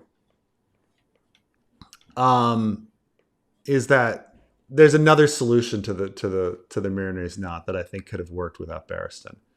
And that is, rather than Quentin being a point of view, make the point of view either Arch or Drink. That way you get everything anyway, and then Arch or Drink can be hearing about or observing some of these events that happen from... Like, they can still be at court or something, or in prison, hearing about the events, rather than it be Quentin. Like, I think that works just as well. So Quentin's point of view, it's very clear that, like, originally the first Quentin chapter that to be written was the Dragon Tamer chapter. And it's pretty apparent that the Dragon Tamer chapter was longer and the Spurned Suitor was the same chapter. So that was the first one that George wrote. And it's very clear that he liked it because he really wanted to have this first person perspective of going down and being really scared of the dragons and having this, like, cool situation. The thing is, it doesn't really need to be from Quentin's point of view. I mean, Quentin's point of view is great and all, but you can kind of still do it from Arch or Drink's point of view. And then later on, like, as George was filling time and filling chapters, he wrote The Merchant's Man and The Windblown. But originally he just had one kind of like a one-shot POV chapter for Quentin with the Dragon Tamer, and then he split it into the Spurned Suitor as it got too long, and he added Windblown and Merchant's Man. So you could have just, if you're really talking about, like, solving the Meereenese Knot without having Barristan, you could just switch those chapters to be Arch, have Arch be the point of view, and then have him be in jail and him hearing about... It probably wouldn't be as exciting because, I mean, you get that battle between Barristan and what was his name? Crack. The fucking pit fighter. Totally forgot his name. Something weird like that. So, I mean, I think that works. I don't know if it's necessarily as exciting if you don't have Barristan. Um, strangely enough, like, remember Carmine? There was that idea that information was going to come out in A Dance with Dragons about like the Danes, and we kind of hint at Oh, that in the Barristan chapter, but then it doesn't really materialize. in one of the blurbs, the original Yeah. blurbs for was it Winds or I don't know. It was one of the books. One of the original blurbs was that there was something that Barristan needed to tell Daenerys about Starfall and House Dane. Yeah. And we get a hint of it, but then George never included it. Well, not only did we get a hint of it, but in the original map that G Stuff showed us, remember, like, Starfall was its own island in the shape of a star. Oh Don't you remember that? no, It's in the map that G Stuff gave us. I swear to God. no. I mean, I might be remember that misremembering. the Royne was on the Red Wine Island was the Yeah, Roynar. Like that was Royne. I'm trying to find it But here. there was another one where just Starfall was its own. I'm sorry. I'm. No, you were correct. This Yeah. I was confusing Lord of the Rings because one of the islands, Numenor, is literally a starship island. Yeah, but no, I remember it being like its own thing, like a bigger than it was. I'm trying to find it here. I'll get back to you. Sure. But yes, there was supposed to be something Barristan relating with House Dane. Does the gardening metaphor work? Doesn't gardening need some discipline? You're right that it doesn't really it's not really gardening, is it? Like it's because gardening is so what he's kind of talking about is just like throwing a bunch of fucking seeds out there and seeing which ones grow. And that's not really gardening. Like gardening, like you have these ideas. Like it's true that not everything grows in your garden, but like you have specific plots and this is your plan. You plant 5 of one kind of thing, hoping that 3 of those things like grow. It's much more methodical. And you come back and you check on those things and you get rid of weeds and you water them and you care for them. Like when George talks about the gardening metaphor, he's talking about things kind of like including stuff carelessly and just see what happens. Like let's just see what fucking happens. As if you're just chucking seeds in your backyard or something like that. With no care at all, and that's not really how gardening works. No, I mean I agree with you completely that the gardening is a very poor metaphor, especially anybody that's like my mother is a huge gardener. I would never think of like her being like, oh, I planted like 10 things and only 2 bloomed. But no, she'd be like really pissed off. She'd be like, I planted these fucking seeds and they didn't go up. This was my fucking plan. Why did these seeds not go? Right. I mean, when I think of like like little failed plot lines, like the zealots or whatever, in A Clash of Kings, like, that wasn't that careful. That wasn't a careful planting and a careful watering. That was just a fucking random thing you fucking wrote that didn't go anywhere. But yes, I totally agree with you. How about a geographic split? Essos stories first, Dany, Tyrion, Arya. Westeros stories second, Jon Snow, Jon Con, Brienne, Cersei. So this is the idea that like, okay, rather than having like external story one way, like could you have, a whole kind of section where the dragons arrive and do that, and then later move on to include all the northern stuff. I don't know if the thing is you need, if you're going to split the books, you need to have some sort of parity in size, right? Like if you're talking about a 500,000 word like end result, you want things to be 250 and 250, or at least like 200,000 to 300,000. Like even that's kind of at that point a little weird to have. That's a kind of big split. Like Feast and Dance, for example, that's 300,000 and 415.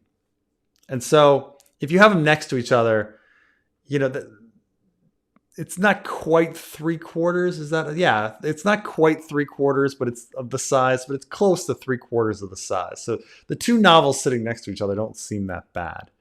But like 2 and 3, well, that's 2/3 rather than 3/4. It starts getting bad, right? So you'd have to see if you could fill 200,000 in your first situation. I mean, you could take Arya, yes, and pop it over. And you did say that Arya is he's got a lot on Arya. So you try to have Arya, Dany, Tyrion, Victarion, whatever, Barristan, all in one, but you need to have enough material to be part one, and then throw the northern plot line with the rest of the interior story, which is just the thing is I think most of the writing is probably like going to be northern stuff, but I don't know, maybe it's not a bad idea. It's not a bad idea. I just don't know if you can get to the right page count.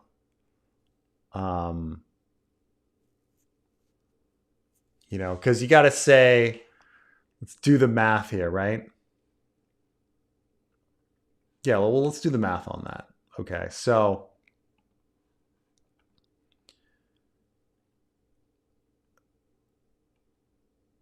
so 500,000 words is about 88 chapters. If you're assuming Dance with Dragons length of chapters, right? So Dance with Dragons has an average of about, it's like 5,700 words per chapter in Dance with Dragons, right? If I'm doing my math correct, right? You take 415,000 and you divide it by whatever 73, and you get 5,700. So the average length of a Dance with Dragons chapter is about 5,700.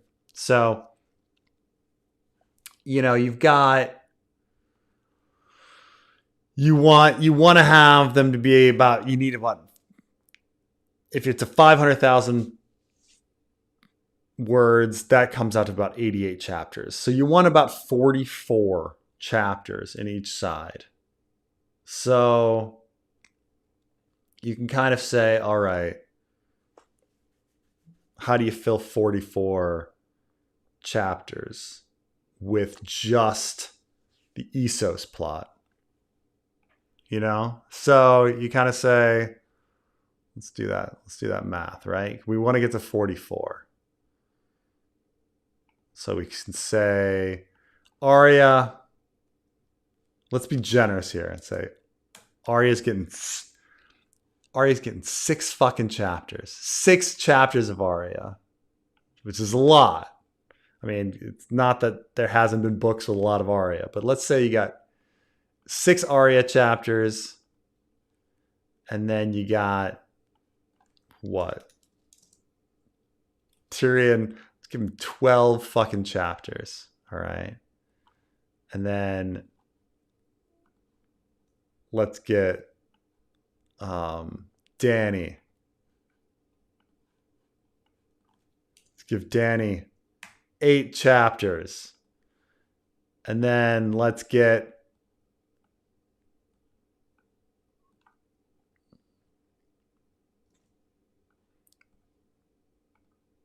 Barristan, let's give him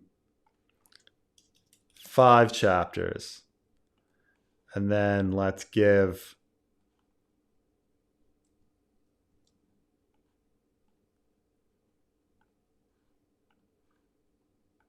Vic 5 chapters. Okay. And let's just for fun, give Quentin 5 chapters, right?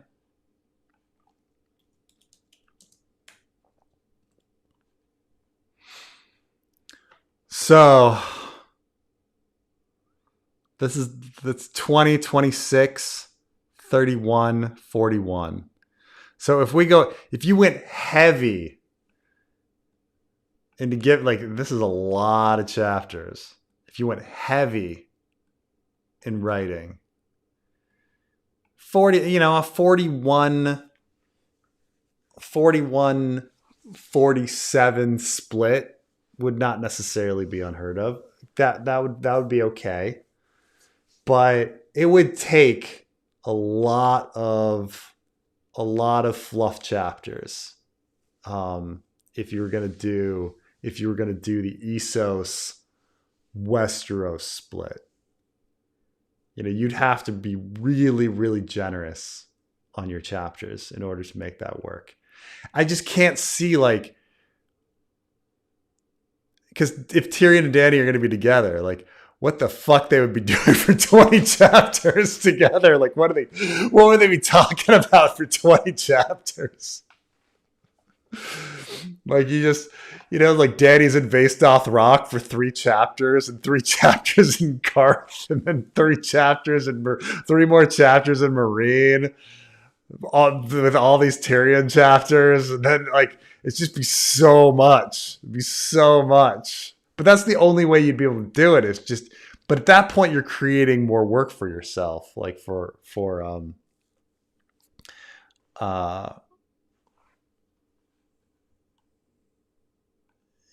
is A Dance with Dragons was that too. Was him creating work for himself, filling out. He never meant Jon, Tyrion, and Dany have that many chapters, but then he felt like he needed to. So it'll be only possible if you wrote a whole bunch more for all of them, but that's going to take time too. So it wouldn't speed things up. Wouldn't really speed things up.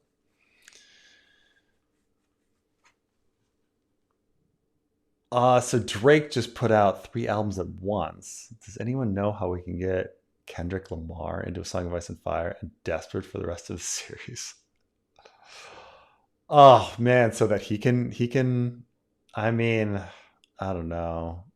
I feel like Kendrick Lamar would be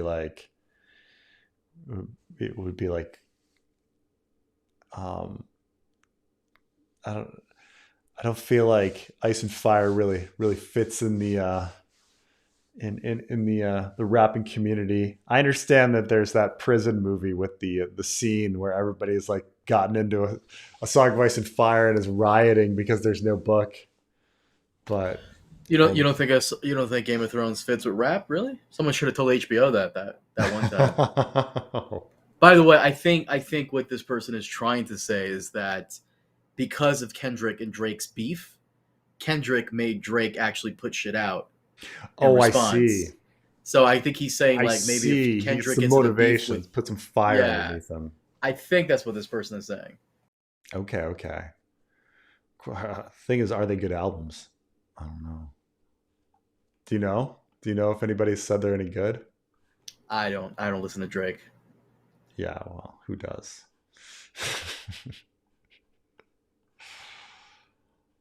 Joanna Lannister could have made Tywin love care for Tyrion, assuming she'd had love for Tyrion as well. It's hard to say.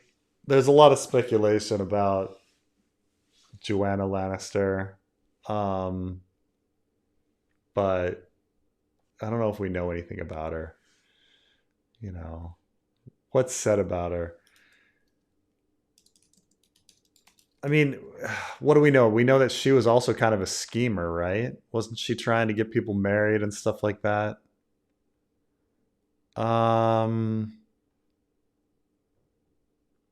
Does anyone say she was a nice person?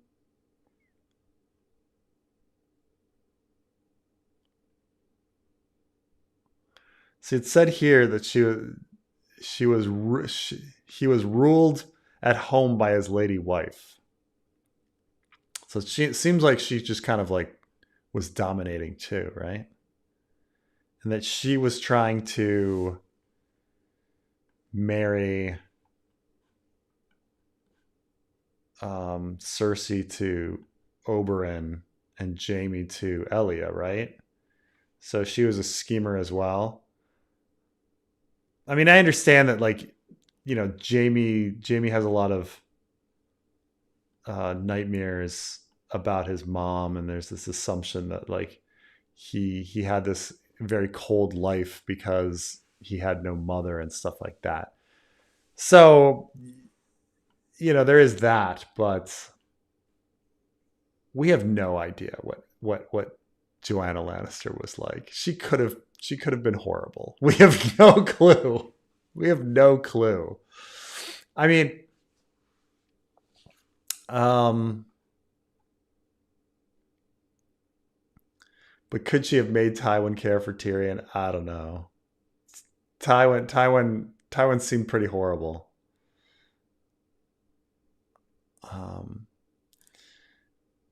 You know, you're gonna blame. See,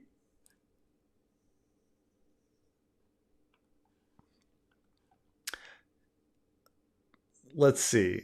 I'm trying to think of the things he did before Tyrion died. I mean, before his wife died. Let's see.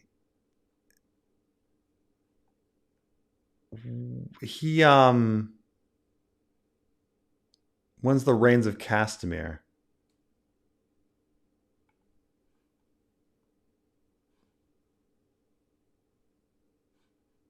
Like Castamere.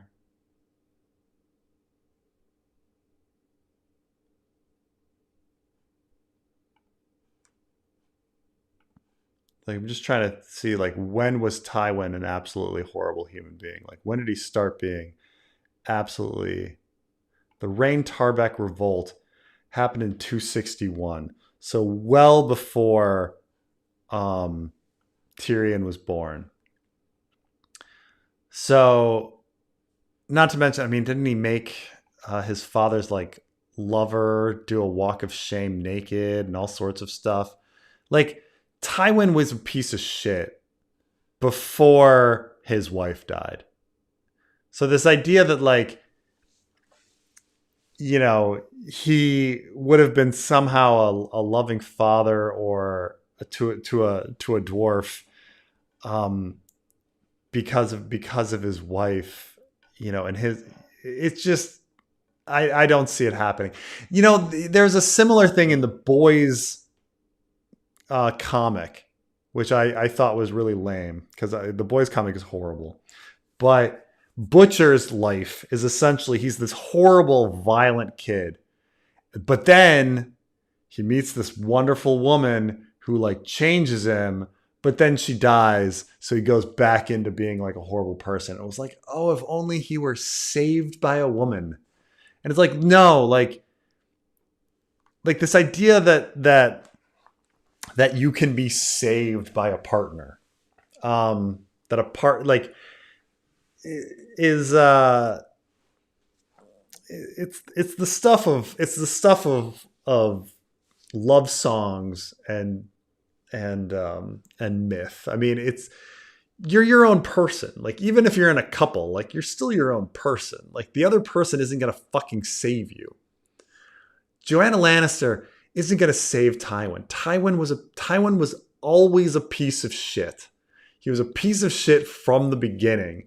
And so this idea that like somehow, you know, but he loved her, and if somehow she was still alive, he'd be a loving father. No. He was a horrible, horrible human being, and he was never ever going to respect Tyrion because Tyrion was a dwarf. Yeah.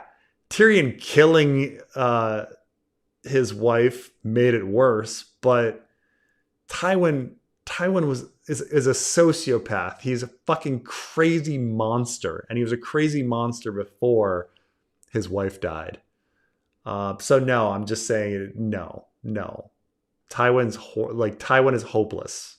He's a crazy monster before. I mean, murdering innocent children.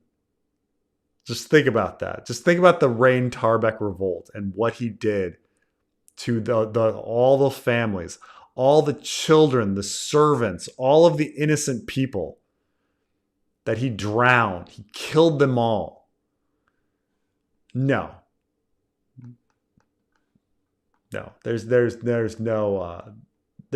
saving Tywin. There's no romanticization of Tywin. Like, no.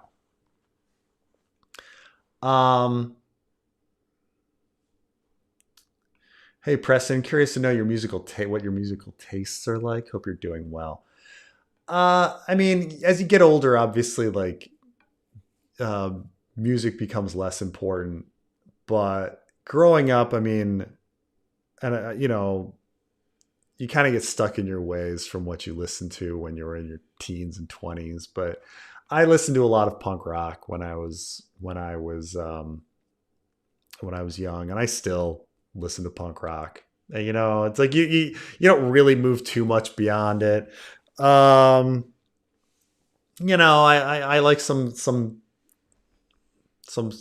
new wave here and there. I like, rock. I like Weezer, Rentals as well. But, it was a lot of punk. I mean, it's not that I don't enjoy like musicals and stuff. I mean, with my wife loves musicals. So it's like, we listen to the Hamilton soundtrack all the fucking time. But it was my music taste was mostly punk rock and alternative rock, like 90s stuff. I love some Evan Dando, love the Lemonheads, love NoFX, there was a year of my life where I listened to pretty much Bad Religion exclusively when I was like 17 years old. Like, it was just, that's just where it was. But, every once in a while, like, listen to something interesting. I was listening to the Co-Defendants past couple of weeks. But it's just, mainly punk rock. Nothing too interesting. I mean, if you're in punk rock, I can talk to you forever about it. But somebody from the outside, they'd just be like, oh, that's...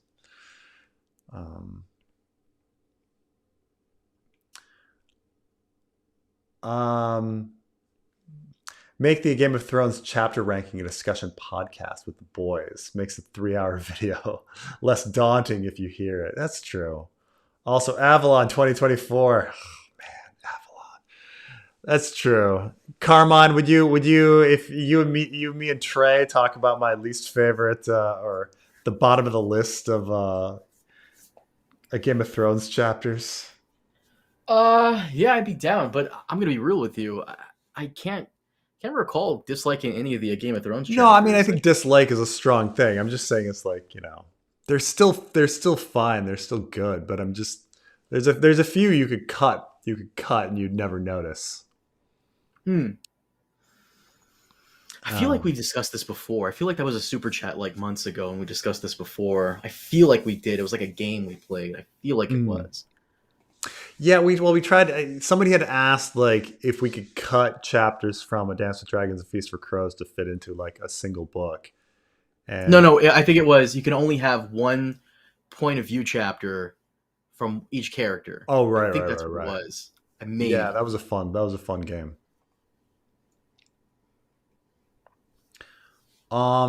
Interesting that Game of Thrones made Joffrey and Ramsay major villains when neither do much in A Clash of Kings. Speaking of new points of view to resolve the Bolton subplot in the Winds of Winter.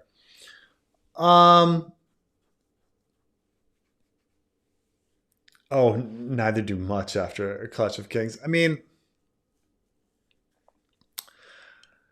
I'm starting to think like, Ramsay abuses. Ramsay has a pretty big role in A Dance with Dragons, right? Like he takes out Moat Cailin, he flays everybody, he abuses Jane Poole. Ramsay has a bit of a role. I mean, Joffrey. I'm trying to think like what Joffrey does in a Storm of Swords, because he is really busy with his wedding and stuff. I mean, he taunts Sansa a bunch about Robb dying and stuff like that.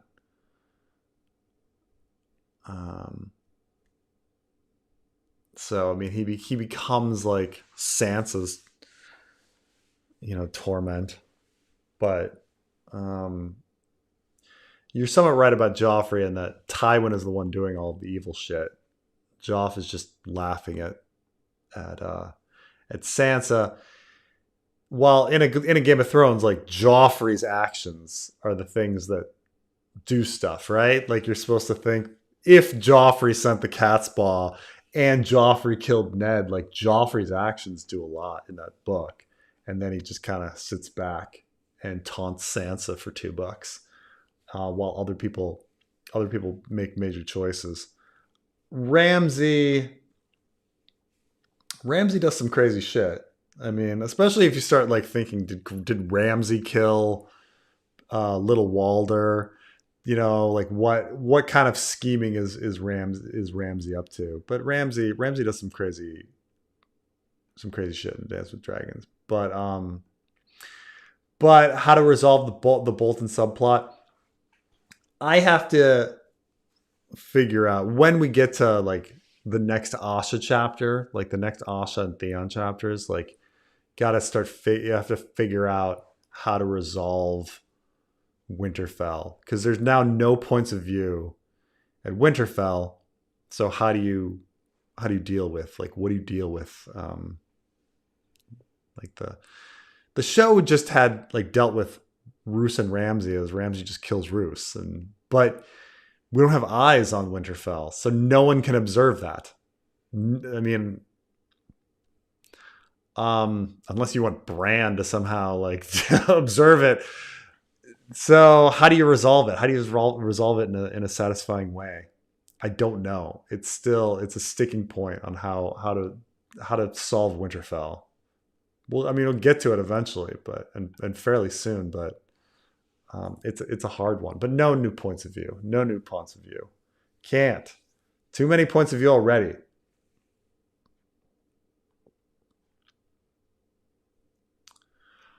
Do you think the story would have been better served without the filler? Keep R+L J ambiguous, super obvious, and fanfic, please.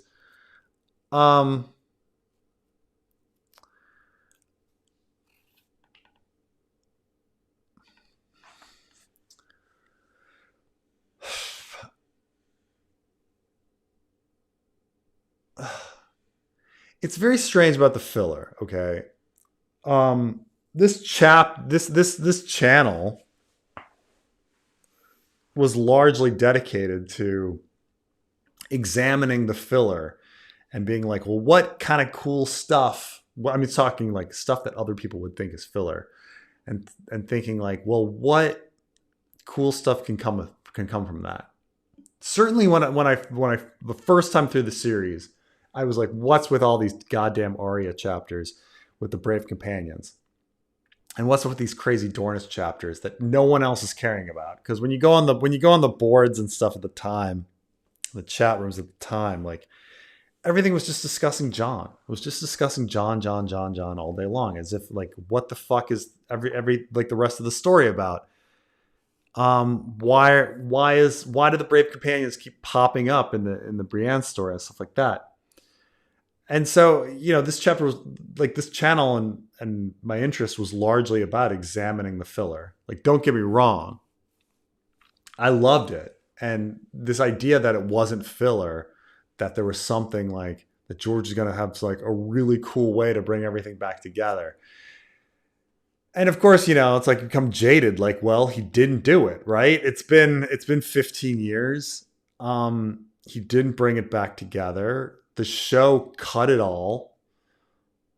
So you kind of say, well, I don't know what was going on. Like, are the Brave Companions important or not? Why did he keep bringing him back? I don't know. Maybe no reason at all. So, so would the story have been served better without the filler? I don't know. I mean, some people would say, oh, it's great atmosphere. It's great world building around it to make the world seem rich. But Game of Thrones didn't have that filler, and it's still a great story in a different way. Just the pace, boom, boom, boom, boom, boom. Like, we all love all the little details you can get into and speculating about what this means. What's going on with those tapestries? The tapestries got to lead somewhere, right? Well, what happens in the end? The tapestries don't go anywhere. Like, what the fuck were we doing? Do you still like that the tapestries are there if they don't go anywhere? I don't know. I don't know anybody that likes Simon Silvertongue. No one talks about what a great plot Simon Silvertongue was. This little irrelevant plot in a Clash of Kings that went nowhere. No one reminisces and says, that's the best part. Oh, what great world building. It's so great that we had Simon Silvertongue plot in a Clash of Kings. No, it was just fucking there. So I think in retrospect, people don't appreciate the atmosphere. They don't appreciate the world building.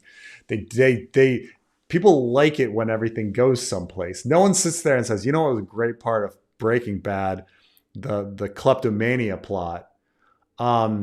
They just go, no, that was a fucking waste of time. You can claim like, oh, it was great, but it was good for pacing. It was great to build the character, so we could know the other characters, to know the world. No one fucking says that. They're just like, what the fuck was with the kleptomania plot? That went fucking nowhere, and they're upset about it. So unless the filler goes someplace, it's filler. Carmine, what do you feel about kleptomania plot from Breaking Bad? I don't want to talk about that. But you know what I'm talking about.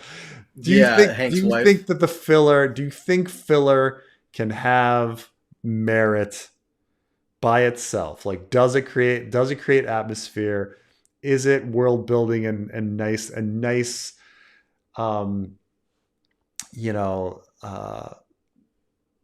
adornment, or do you feel like, God, I wasted my time on something when it doesn't lead anything? It doesn't lead anywhere.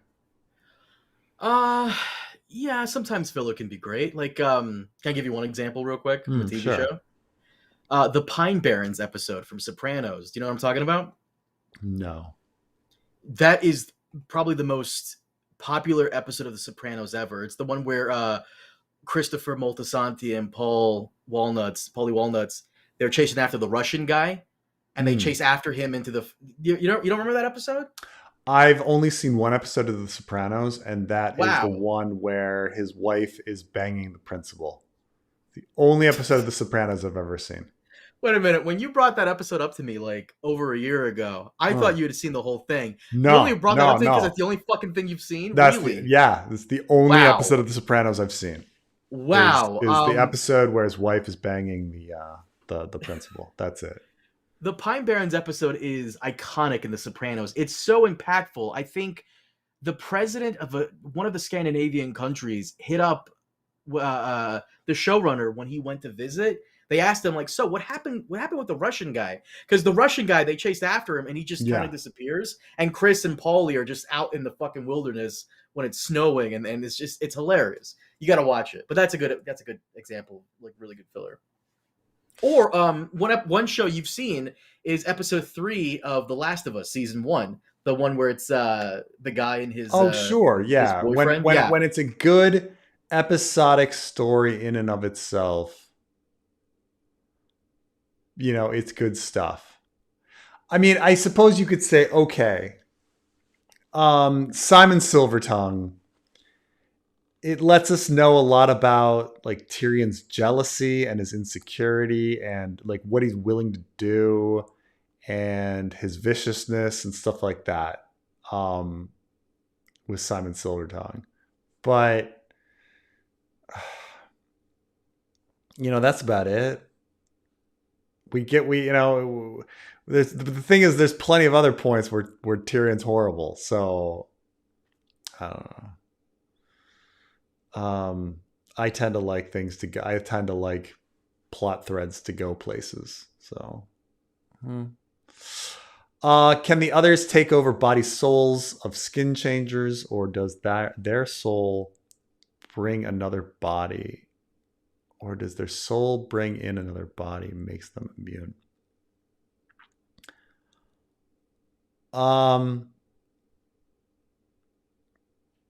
Well, obviously, at the end of the prologue of A Dance with Dragons, Varamir Sixskins dies, and we all imagine that his body is being animated. But his soul escaped and went out into the world. So, I mean, I think the idea is that like the souls are gone. They're dead, and that maybe they have the memories inside, like anyway, but they wouldn't have the souls. But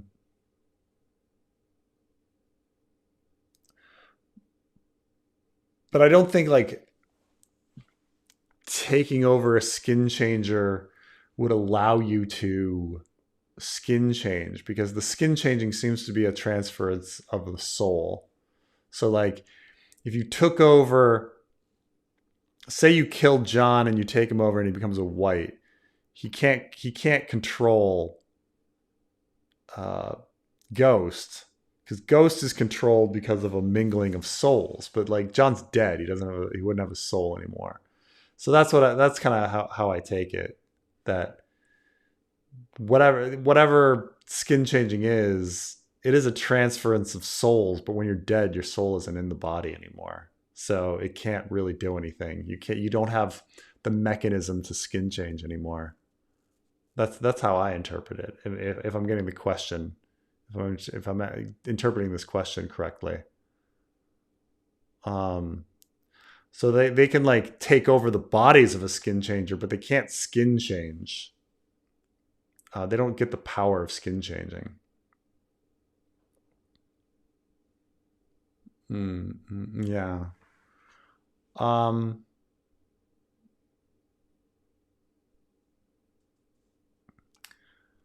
Oh, I've been getting yelled at since bringing this up last week, but Dany's ice penis is a metaphor for cold steel mirroring the show. I think so. I think you're completely right on that.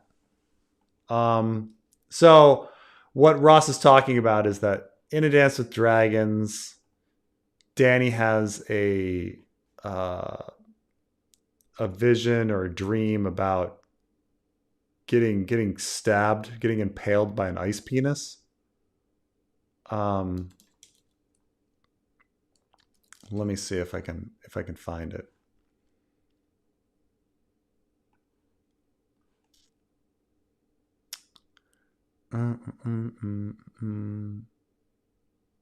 Yeah, here it is. Daenerys 7. This is,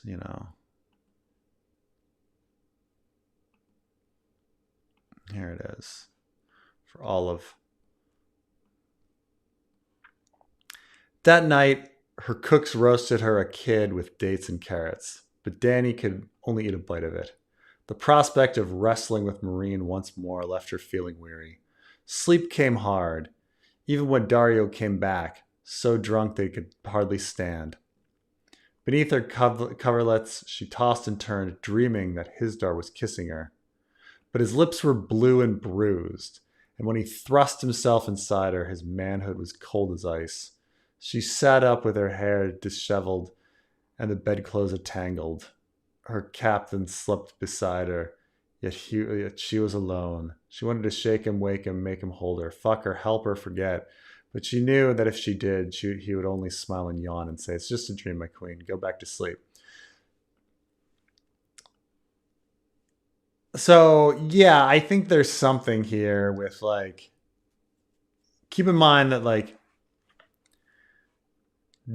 Jon has a dream, has the crypt dreams, okay? And in the crypt dreams, he's cold, and he's so cold that even Ghost can't warm him up in all of this. He's like really, really cold. So the idea is that, like, her being with someone that's cold, yes, you're supposed to think of the others here, obviously, but also keep in mind that, like, if she's supposed to be the lover of Jon is fucking cold. He's cold and dead. So his manhood is cold as ice.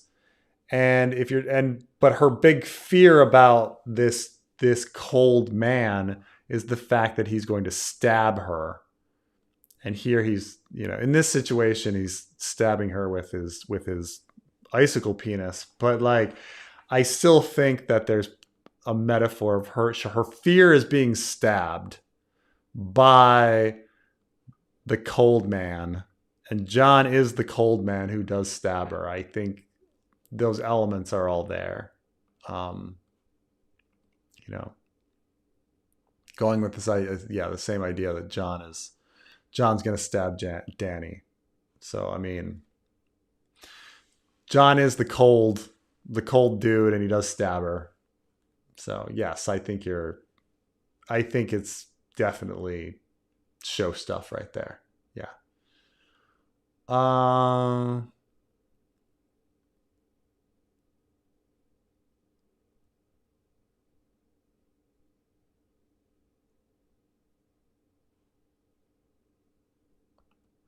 Would it enhance the Song of Ice and Fire if Her Grace, Rella, was player in Game of Thrones rather than just a DV victim and potted plant put in the corner?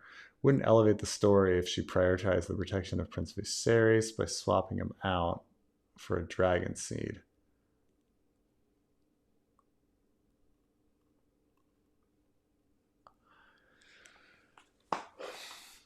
So, I mean, I considered that there was a possibility that Dany was a dragon seed,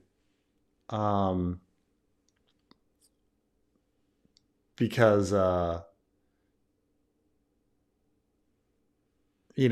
coincidence of this woman having massive problems birthing children for years and years and years, and then in the nick of time, in the last moment, she is of Aerys's life. He rapes and abuses her and impregnates her, and then in the last moment, like, Dany is born and she turns out to be the savior. It's pretty contrived when you think about Dany's, like, family, like, conception story. It's very contrived. And so I always thought that, like, and we have, the idea that, like, maybe Rhaella died in childbirth and the child died in childbirth. And therefore Viserys was like, Viserys is a child at this point, but the people around him are like, what a great idea it would be if we, just grabbed a dragon seed, and then he'd at least have an asset to marry to other people, But this was the idea that, this was done by Willem Darry or the Dragonstone Maester, who we don't know who the Dragonstone Maester was, or the wet nurse or whatever, or the 4 loyal men, all of the people that have disappeared. But what if you made it Rhaella? I know we're talking about the Mad Queen's wife, Rhaella, that had this whole idea, and that he was swapped out for a dragon seed.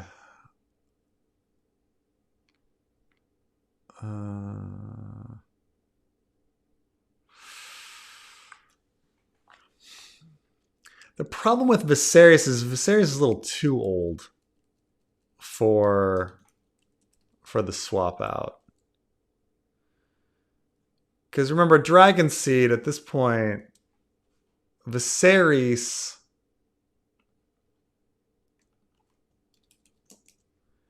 is what, 8 years old at the end of 7 or 8 years old. That's plenty of memory. That's unfortunately plenty of memory. You have plenty of memory of 7, 8 years old. Like, he would know. And to keep up this like whole story all of this time, when you're Dragon Seed and having all of these feelings of not having your what's rightfully yours, and the anger he has seems pretty damn legitimate. I mean, he dies for his desire and passion for a crown, right? The crown, his mother's crown, that his mother's crown he had to sell, so he wanted his crown back, like, and him getting killed and murdered by Drogo is deep in this idea that his mother died and that he had to sell her crown, and now he doesn't have a crown. If you make that a Dragon Seed, why would a Dragon Seed have all this like emotional baggage with crowns and shit?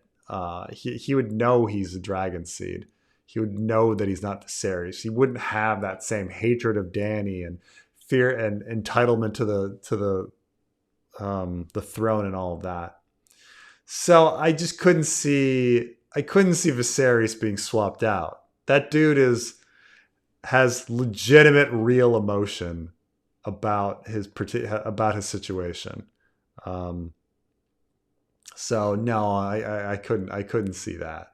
Dany is young, so you could definitely swap her out. She can be raised a certain way, but no way I could see Viserys, unfortunately.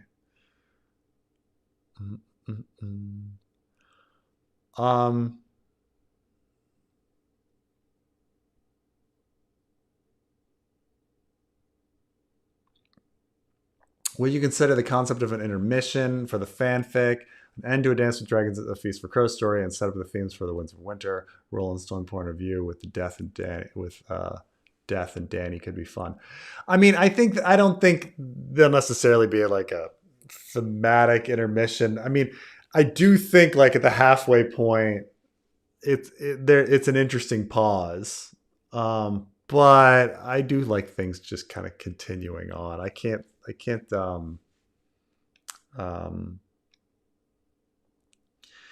the problem with like intermission and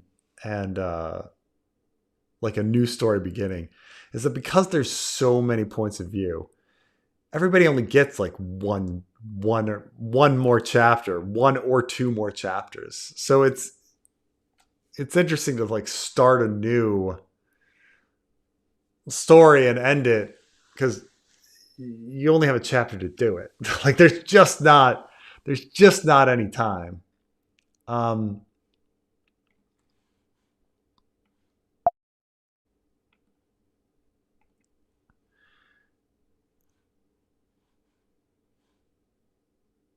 Like honestly, when you look at the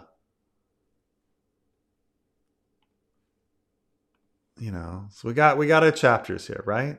For the first half. And you just got to, you can sit there and be like, okay, well, 35 chapters, maybe you have enough time for 35 more. But think about that. Like how much time is there to start,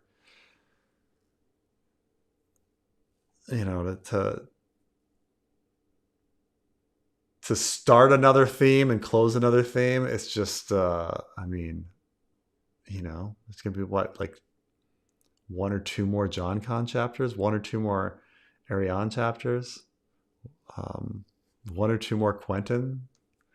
Like it's there's just,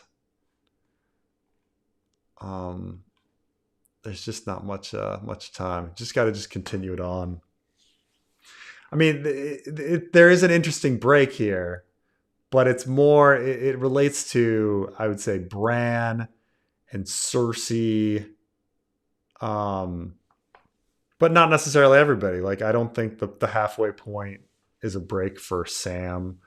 I don't think it's, but it's an interesting break in that the halfway point is our 4 battles are done. Our 2 trials by combat are done. Like, that's the big thing. But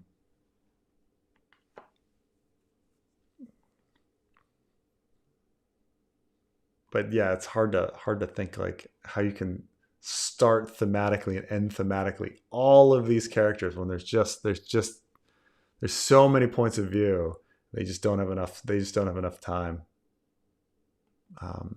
Like I said, everybody's going to get 1 or 2 more chapters. Like, and that's the weird thing, right? Like, it's 1 or 2 chapters for some of these characters to close off the Dance with Dragons plot lines, and then 1 or 2 more chapters to deal with the rest of the story, to set up for the final book. To man, oh man. Man, oh man.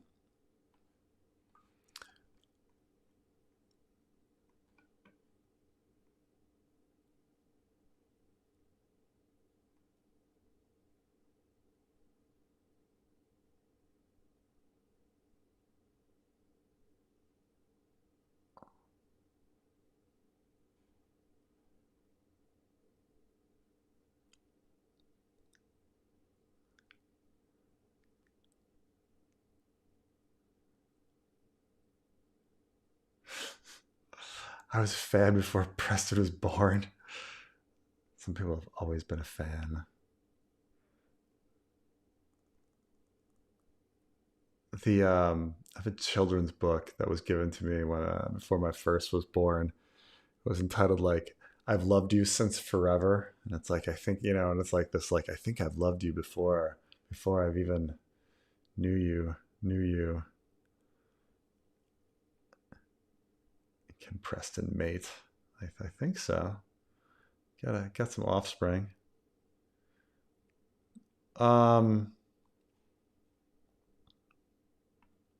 Would we still love the series as much as we do without the filler? Stories can have red herrings. Simon showed how little Tyrion respects life. No, it's true. And I mean, I think that this filler brought so much speculation and so much fun, thinking about what everything could be and stuff like that. I mean, I think there wouldn't be so much discussion if there wasn't filler. On like where the story's going and stuff like that. So I just wish that we had a book and the filler went somewhere, and all of these little things that were put in there were going to come back, Chet is filler, and I love the love the prologue. That's true. I mean, Chet he's such an angry, pathetic asshole. Though he is kind of right about how dumb Mormont's plan is. I guess I suppose, I love the epilogue too. I love Merritt Frey and how pathetic he is.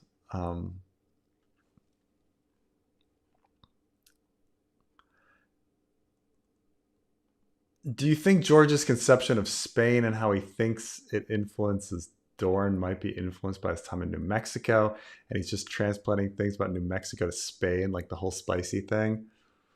No, I mean, I think George has been pretty honest that, like, he wasn't really thinking of Spain that much. He said he was like thinking more about Wales, and it was only in a climate sense. And he's wrong about the climate, just because Spain isn't a desert. And even he said, and he specifically with the climate, he was like Spain, Palestine. And I know some people are like, oh, maybe he meant like Palestine culturally. No, he said specifically Palestine in the climate sense. And again, it's like, I guess he's thinking about the Negev desert, like, and maybe like the Bedouins there or something. But he was, so I mean, I think it was just really climate. I don't know where he got the spicy thing. Maybe he's thinking Latin American. Maybe he was conflating with like Latin American Spanish like idea. Mexico, you're right, New Mexico or something.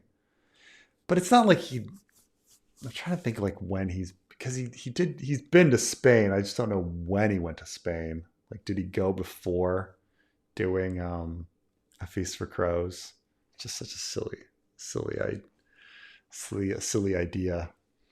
Spicy Spanish cuisine, you know.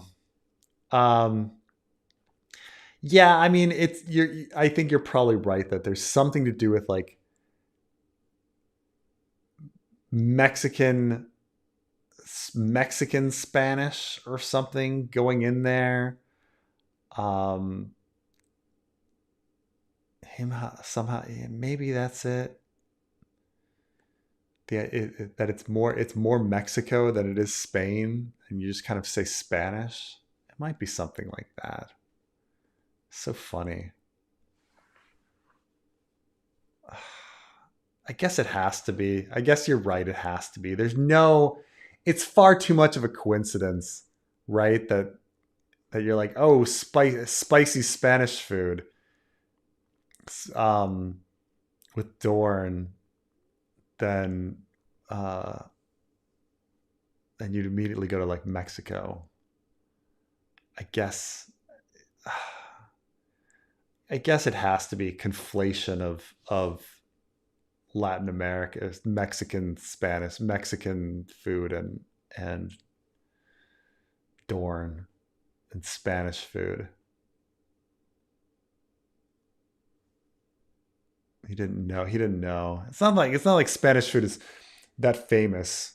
You know, it's not like Italian food where everyone knows what Italian food is. But not everybody knows what Spanish food is. Honestly, you go to so many Spanish restaurants and they're like tapas, and you're like, well, tapas isn't really Spanish food. I mean, it's what they eat like in bars. You know, it's like you don't go to dinner for tapas. You know, you eat some tapas like while you're having a beer. It's what this person is saying. Like George is like, yeah. George is like, yeah, you know, it's Spain. Spanish people like spicy stuff, right? What's funny is you've been to South Korea before, right? I have. Dude, South Koreans are another level when it comes to spicy. Oh, Holy shit, they man! love spicy food. Yeah. Asian spice is on another level. It's like it's like Super Saiyan 2 yeah. spice. I mean, you don't know if I were to really like talk about what countries are on the spiciest level, I would say, in my opinion, like when you're in Thailand and Indonesia, there's food that's just inedible. You're just like, oh my God, this is so spicy. What are you fucking doing? And there's definitely some Indian food where I'm just like, this is so spicy that I can't eat this. That's when it's over the top. I've never had anything in Korea, not that they don't like their spicy stuff, but I've never had anything that's been inedible in Korea. Like they like it, but it's not like when I was in Thailand or Indonesia or India or something. So that's really like the spiciest food I find is there. Well, George has got like that white kid, like, you know, when you think of Hispanic Spanish stuff, you think, oh, spice, a little bit of, you know, the women are spicy, the food is spicy. Because like even Mexican food can get spicy, but very rarely you're ever served anything where you're like, I can't eat this. Like that's like, while it happens all the fucking time, you go and you order something in Indonesia and it's just like, I can't eat this. This is ridiculous. What human being could eat this? You know, India as well. Like sometimes you're just like, oh my God, What were you guys thinking? What were you And then guys you look thinking? over the next table, there's some 5-year-old kid eating it, no Yeah, problem. exactly. I'm putting you to shame. Yeah. The environmental audio for Asha chapter made me nostalgic for radio plays. Do you have some favorite? My first as a kid was Mist 3D audiobook. Um, I'm trying to think of like ones with like sound effects and like the when I felt really engrossed. I mean, I've listened to the Star Wars one. Like I'm trying to think of the radio plays I've listened to. I've listened to Hitchhiker's Guide, and I've listened to the Star Wars ones.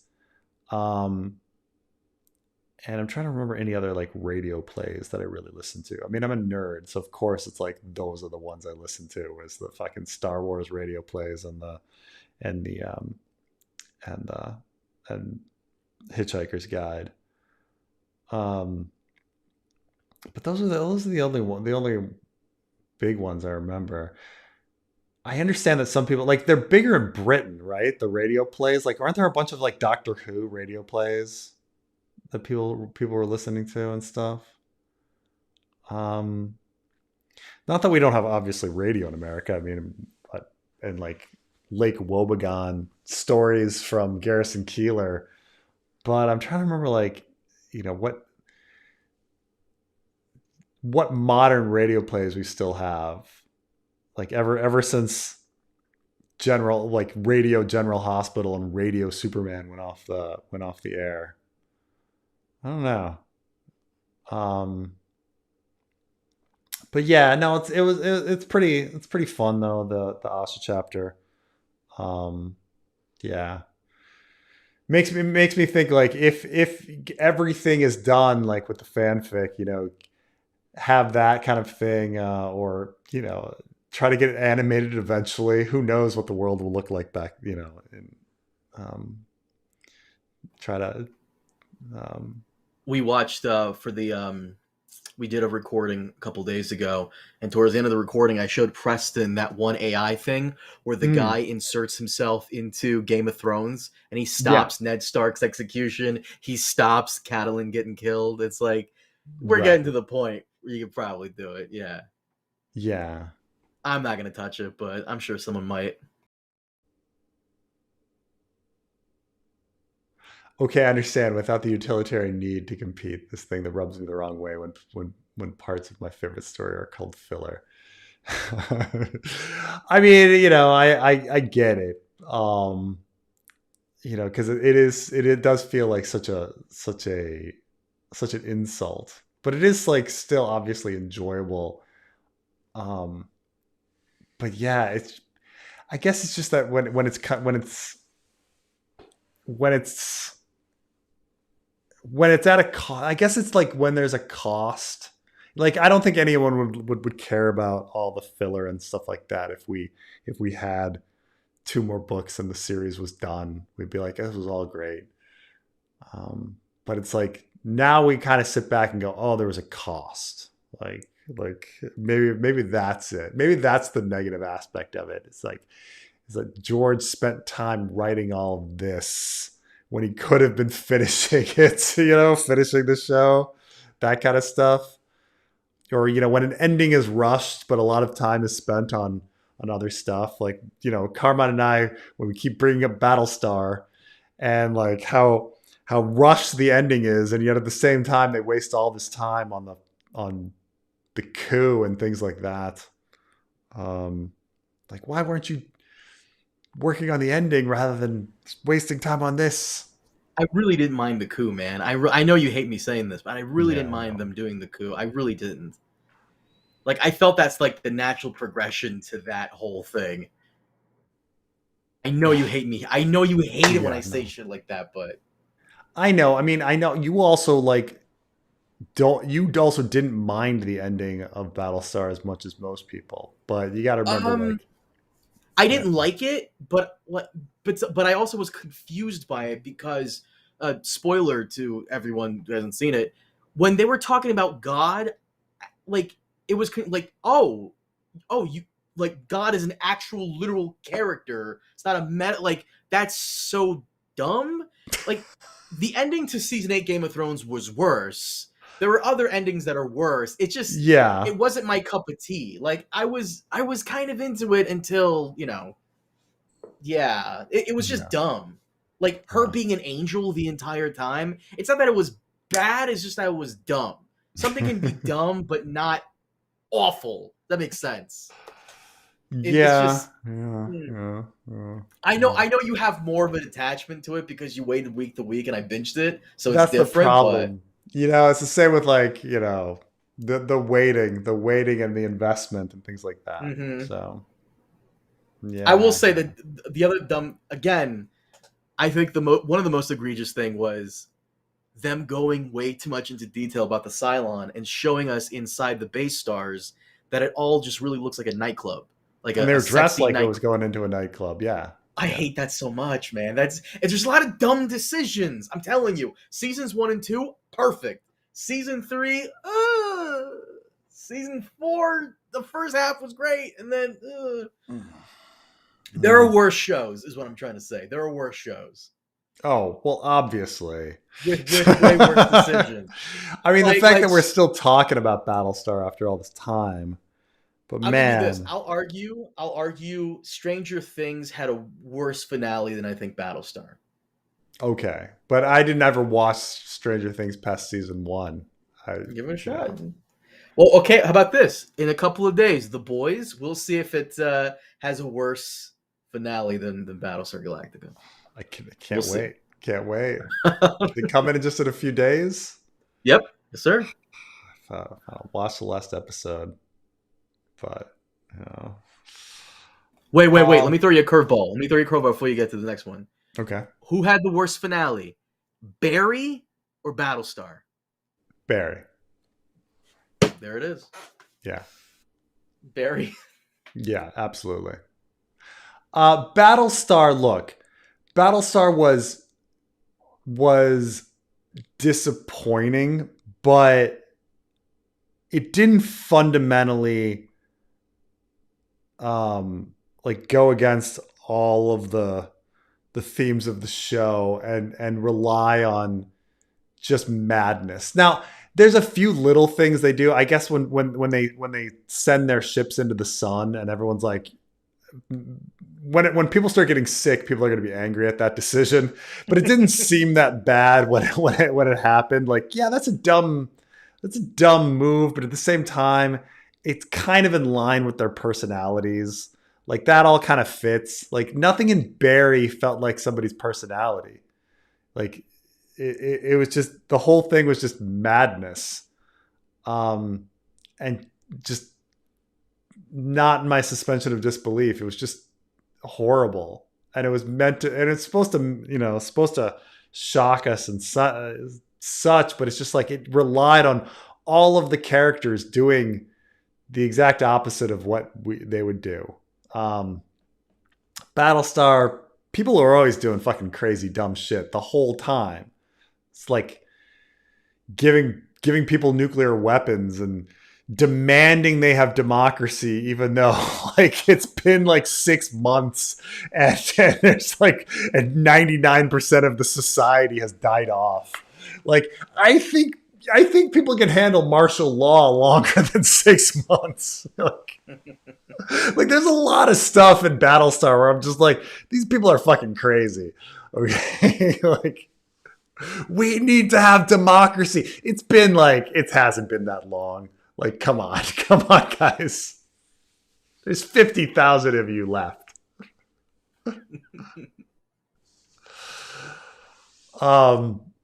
So yeah, I maybe that was it, is that people are always doing crazy fucking decisions. So like sending their ships into a sun seemed on par.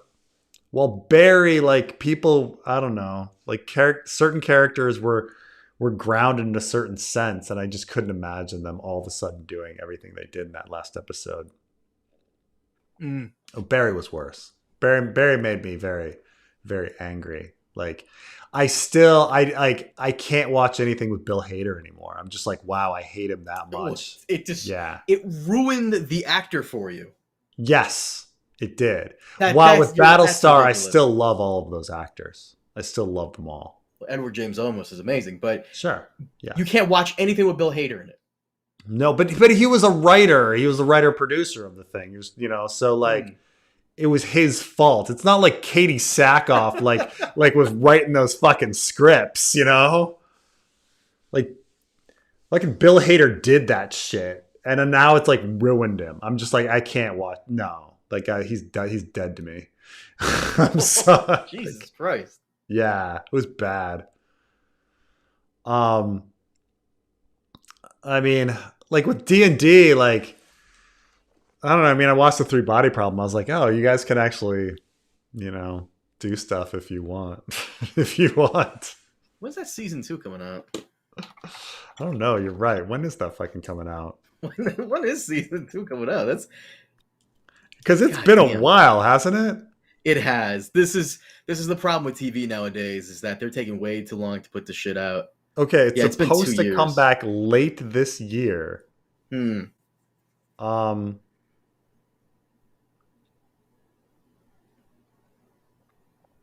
What is this? 2 years for this shit? Jesus Christ. Know. What is this shit? How many years has it been? 2 years. Only? Mm-hmm. Okay, they're filming.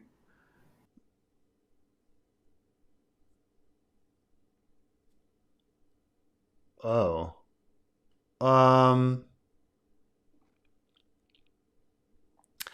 It seems a bit up in the air if Netflix will renew 3 Body Problem for a 3rd season. Oh wait, 2 more seasons have been approved. There you go. Joshua Luck.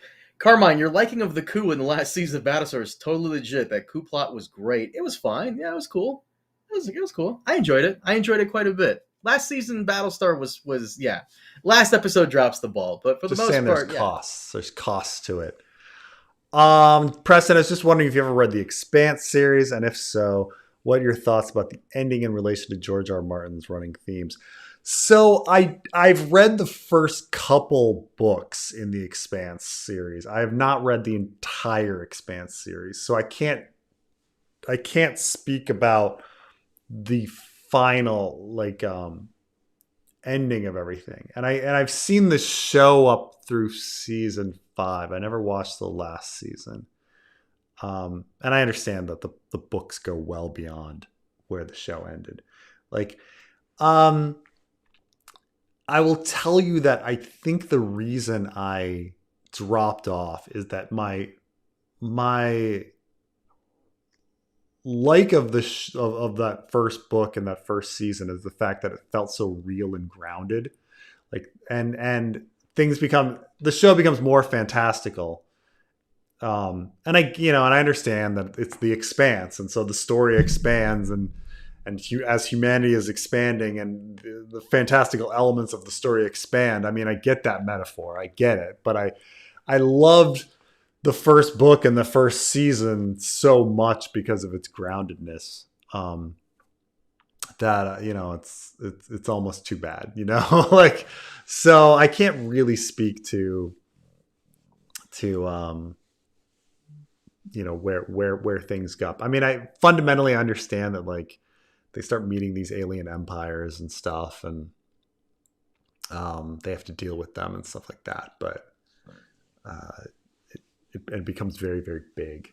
But I don't know what exactly would be the thematic end to the Expanse. I don't know the end and what it means. So I'm sorry about that. We got to do a discussion on the Expanse. You've seen the show, right? All seasons of the show. I haven't seen the last one. I saw all. Watch it. It's good. Yeah. Plans for Tyrion and the fanfic. My plans for Tyrion and the fanfic, and I've told Carmine my plans for Tyrion, and I feel like they're so cool. I don't want to spoil them. Don't spoil it. I know what you're. Yeah. Don't spoil it. And Carmine would agree. My plans are pretty cool, right? His plan is out of left field. You're not gonna guess what it is. You're not gonna guess. Yeah. But it's Yeah, hopefully we'll get to the next Tyrion chapter in the next year, and we can get into how fun it's going to be. But I'll say this. I'll say this for the super chatter that I haven't told Preston. I think Preston putting Tyrion where he's going to put Tyrion, I think he's going to put himself in the same position that George did, where he's like, fuck, what do I do now? That's going to be fucking hilarious. That you're going to have the same problem he did. Because what you're doing with Tyrion, that curveball, holy shit. yeah.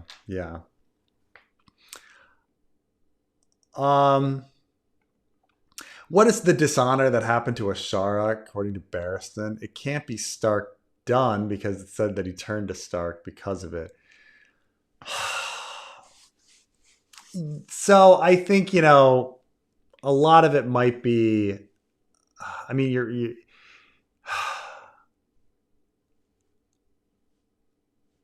I mean, it's a good question. I haven't really decided. I don't know if George knew or what. I know everybody thinks it's some sort of sexual assault or something, but that's not brought up by anybody. So it's like one of these things. It's like George mystery box with Starfall.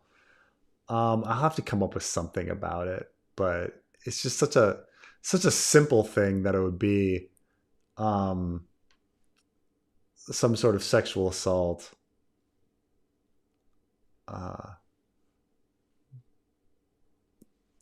Was she just I'll have to bring up the dishonor again because I want to make sure, like, do they I know it's like the big fan theory that Aerys like sexually assaulted her, but it just says that she was dishonored by a man at Harrenhal and then looked at Stark.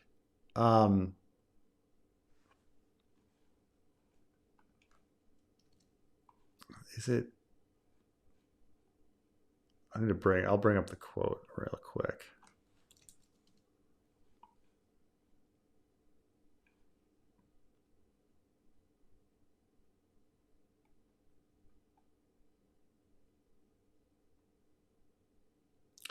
Looked to me instead of Stark.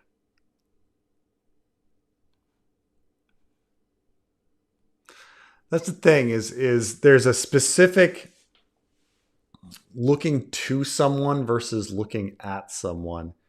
George is very consistent in what that means.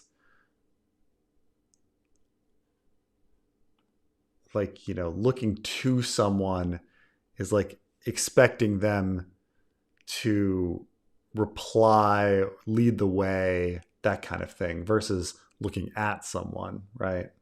So he specifically says that they looked to Stark, like they wanted Stark to do something.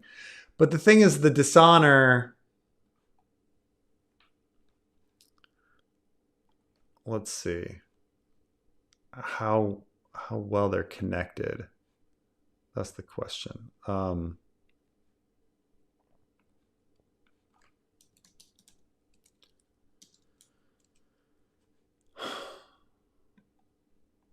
So Ashara's daughter had been stillborn. So this is the big thing. Okay, so the dishonor and the looking to are not necessarily as connected as you'd think. So this is the dishonor. But Ashara's daughter had been stillborn, and her fair-haired lady had thrown herself from a tower soon after, mad with grief for the child she'd lost, and perhaps for the man who had dishonored her at Harrenhal as well.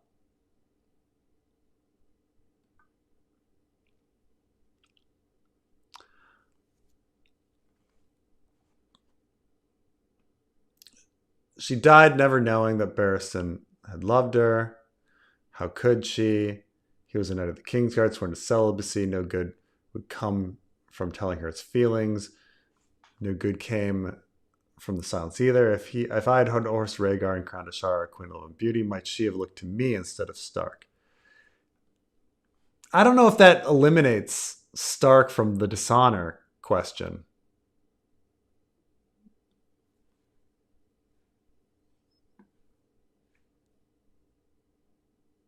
And it's the grief she had for the man who dishonored her at Harrenhal.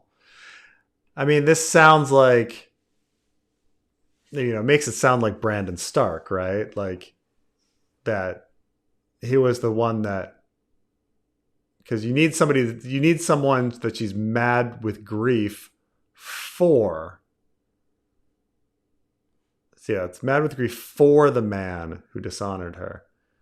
So she's not mad with grief about, or mad with grief because of. So I don't think it's Aerys dishonoring her. It sounds like someone had sex with her. Barristan, being an uptight guy, was like, oh, he dishonored her. And she's mad with grief for him. And then it says that she looked to Stark. I mean, Brandon died. He could have had sex with her, and she looked to him. I don't see how that it can't be.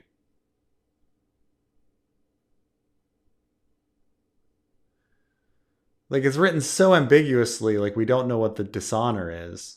But it sounds like she is having grief for the man who dishonored her. So it sounds like the man who dishonored her she liked. So I'm completely not on the Aerys train that Aerys dishonored her. It sounded like she liked the man that dishonored her because she's having grief for him. She's mad with grief for him. So she liked being dishonored. She liked the guy who dishonored her and was upset when he died or whatever. I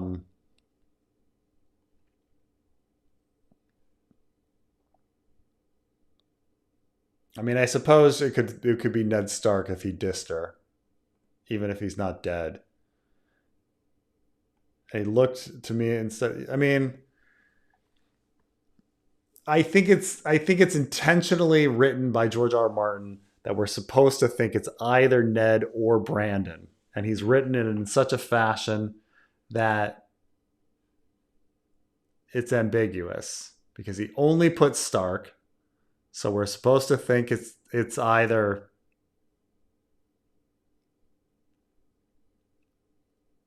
Brandon, Ned, or Benjen if you want. I mean, but like he clearly didn't put Ned or Brandon because he wanted us to be thinking about both.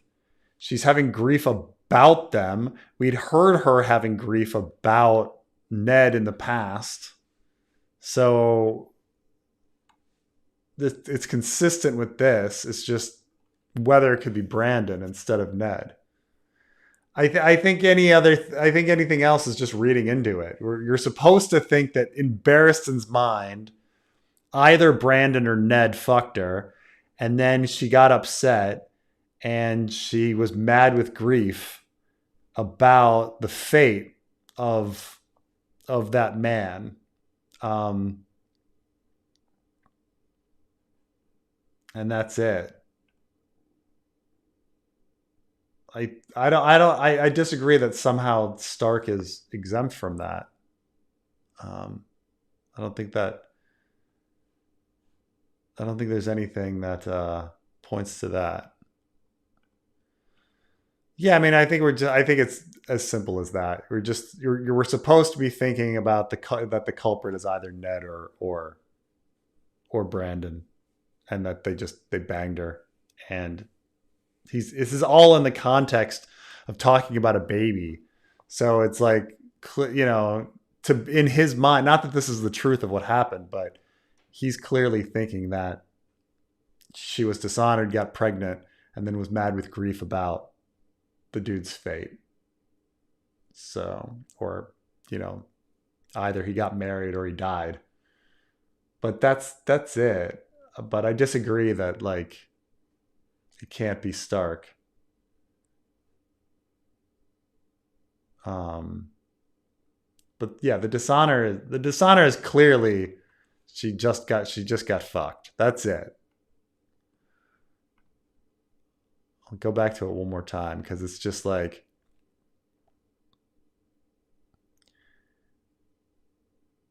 we're in the context of a baby. And so then she's having grief about it and the man who dishonored her. So we're talking about the impregnation. Whoever had sex with her. And she's having grief for the man,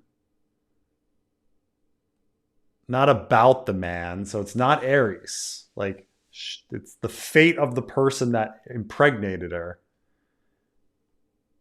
And then if he had unhorsed Rhaegar and crowned her, he's saying that maybe she would have liked me had I unhorsed Rhaegar and crowned her. And she may have looked to me instead of Stark. So clearly she liked Stark, not him. And she got fucked by somebody and got pregnant and felt grief over them. I think there's no need to like twist this in different ways. It's either Brandon or Ned, and it's clearly written that way to make us think it's Brandon or Ned.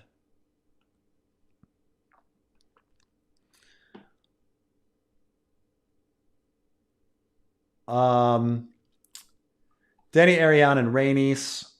Shireen once.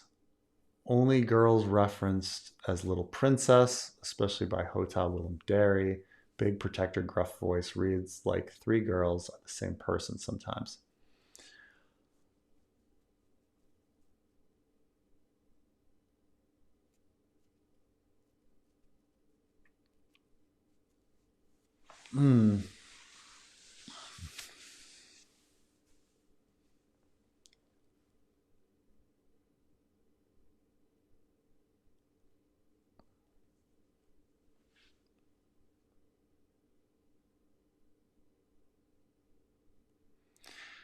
I mean, in various situations, there's obviously supposed to be, parallels. Like, for instance, when Myrcella is put on a ship and spirited away, you're supposed to think about Daenerys as well, because they take a similar path and everything. So, you're supposed to be thinking about little similarities like that. But I'm trying to think like Arianne and Rhaenys's like connections versus say like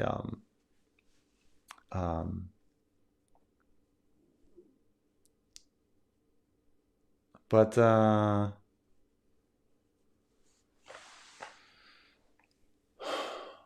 like Hota and Arianne.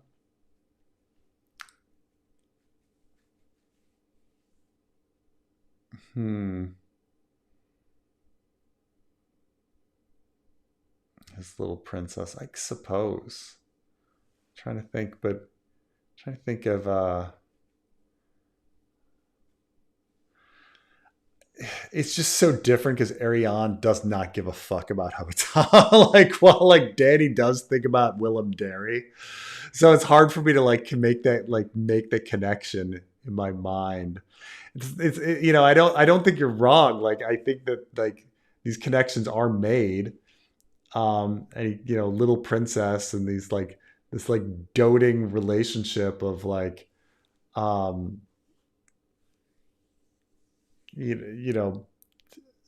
men for protecting these little girls like they're his daughters, and Davos with Shireen and such. But it's also kind of funny because it's just Arianne just doesn't give a fuck about it. In the same sense as Daddy does with Willem Derry.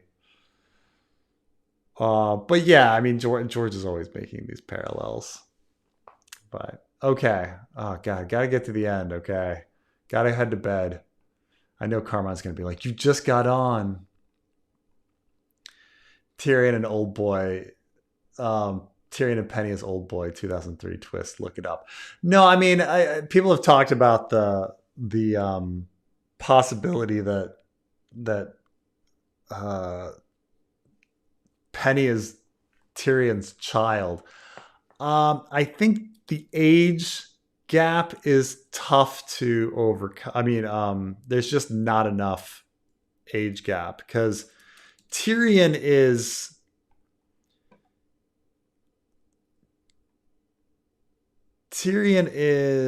27 and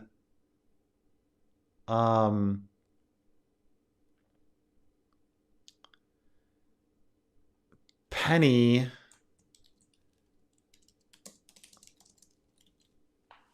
is somewhere between 17 and 19. And so it's not quite right. Like we're missing it by a couple of years. You have to Tyrion's married when he's like 13. So which means, he should be 14 years older than Penny, but he's not. He's only 10 years older. So we kind of miss it in timeline sense. Like, I get it. It's a gross thing. George R. R. Martin would totally do it. I know. But the timeline doesn't match up. The Expanse show is better than the Expanse books. Yeah, I mean, I really liked season 1 and book 1. And I mean, I wish I don't have a point of comparison, but it's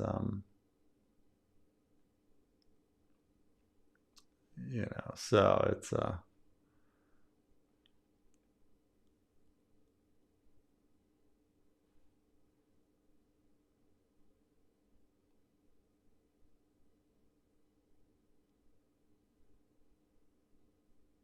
I'm looking at all the Ashara conversation because I think it's interesting, but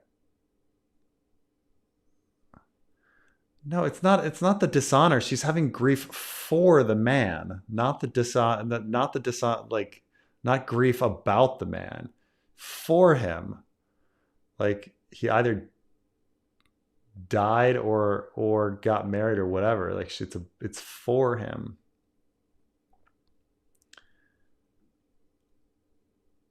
Bran got her up, exposed and dumped at the tourney, turned to Ned at Brandon's meddling. I mean, she's upset for the fate of this man. Like either he dumped her or the person died or whatever.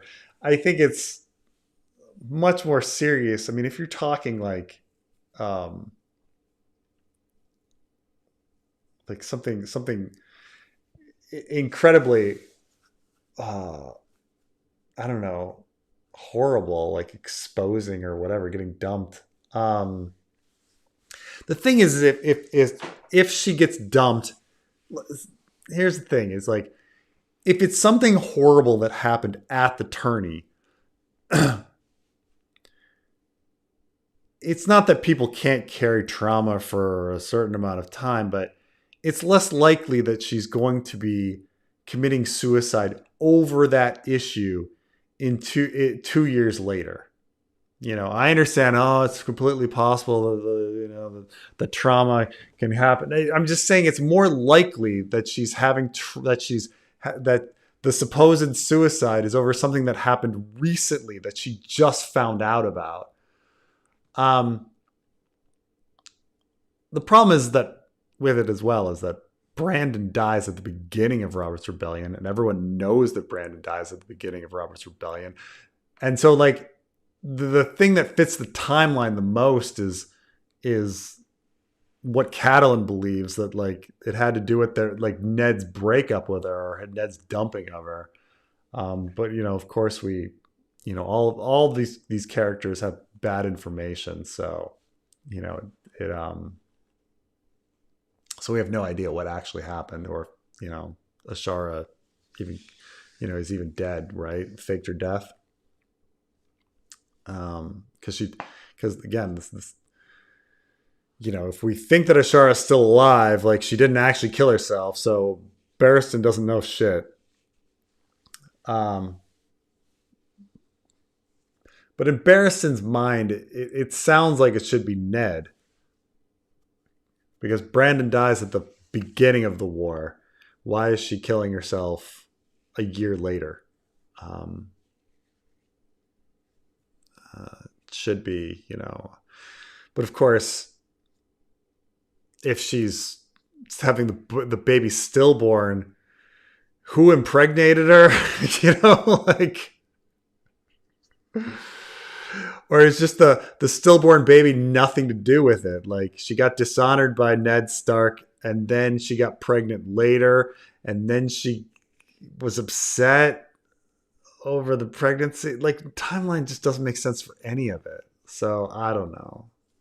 It doesn't matter. Nothing makes sense, which is why everybody's still talking about it. Night of the Laughing Tree fucked Ashara with the icicle penis. Exactly. Rhaegar was sleeping with both Ashara and Lyanna at the Tower of Joy. Daenerys is Rhaegar and Ashara's daughter. I mean, Rhaegar at least he's like dying in the same period of time. However, the one thing that I would say is that doesn't point to Rhaegar is that Barristan still likes Rhaegar. Had Barristan banged the woman he loved and treated her and dishonored her and things like that, Barristan wouldn't like Rhaegar. And Barristan likes Rhaegar. So again, it's like Barristan clearly doesn't know the story. Like, he's clearly wrong, but he must not think it's Rhaegar. He must think it's either Ned or Brandon. Like, he must. Not that that's the real story, but it when I read the paragraph, it seems like Barristan thinks she banged a Stark and killed herself over a Stark.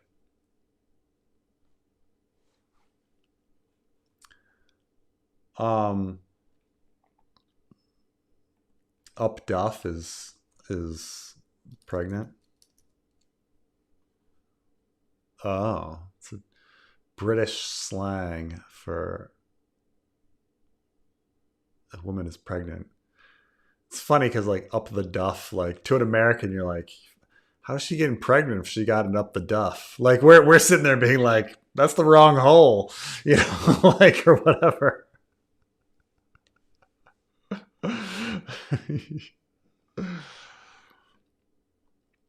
But yeah. All right, made it to the end here. Carmine, anything before I head to bed? Or are you already off? No, I'm here. We got something coming out, Patreon exclusive. Discuss the play, a couple other things, Boys, House of the Dragon briefly, some stuff. So okay. Look forward to that.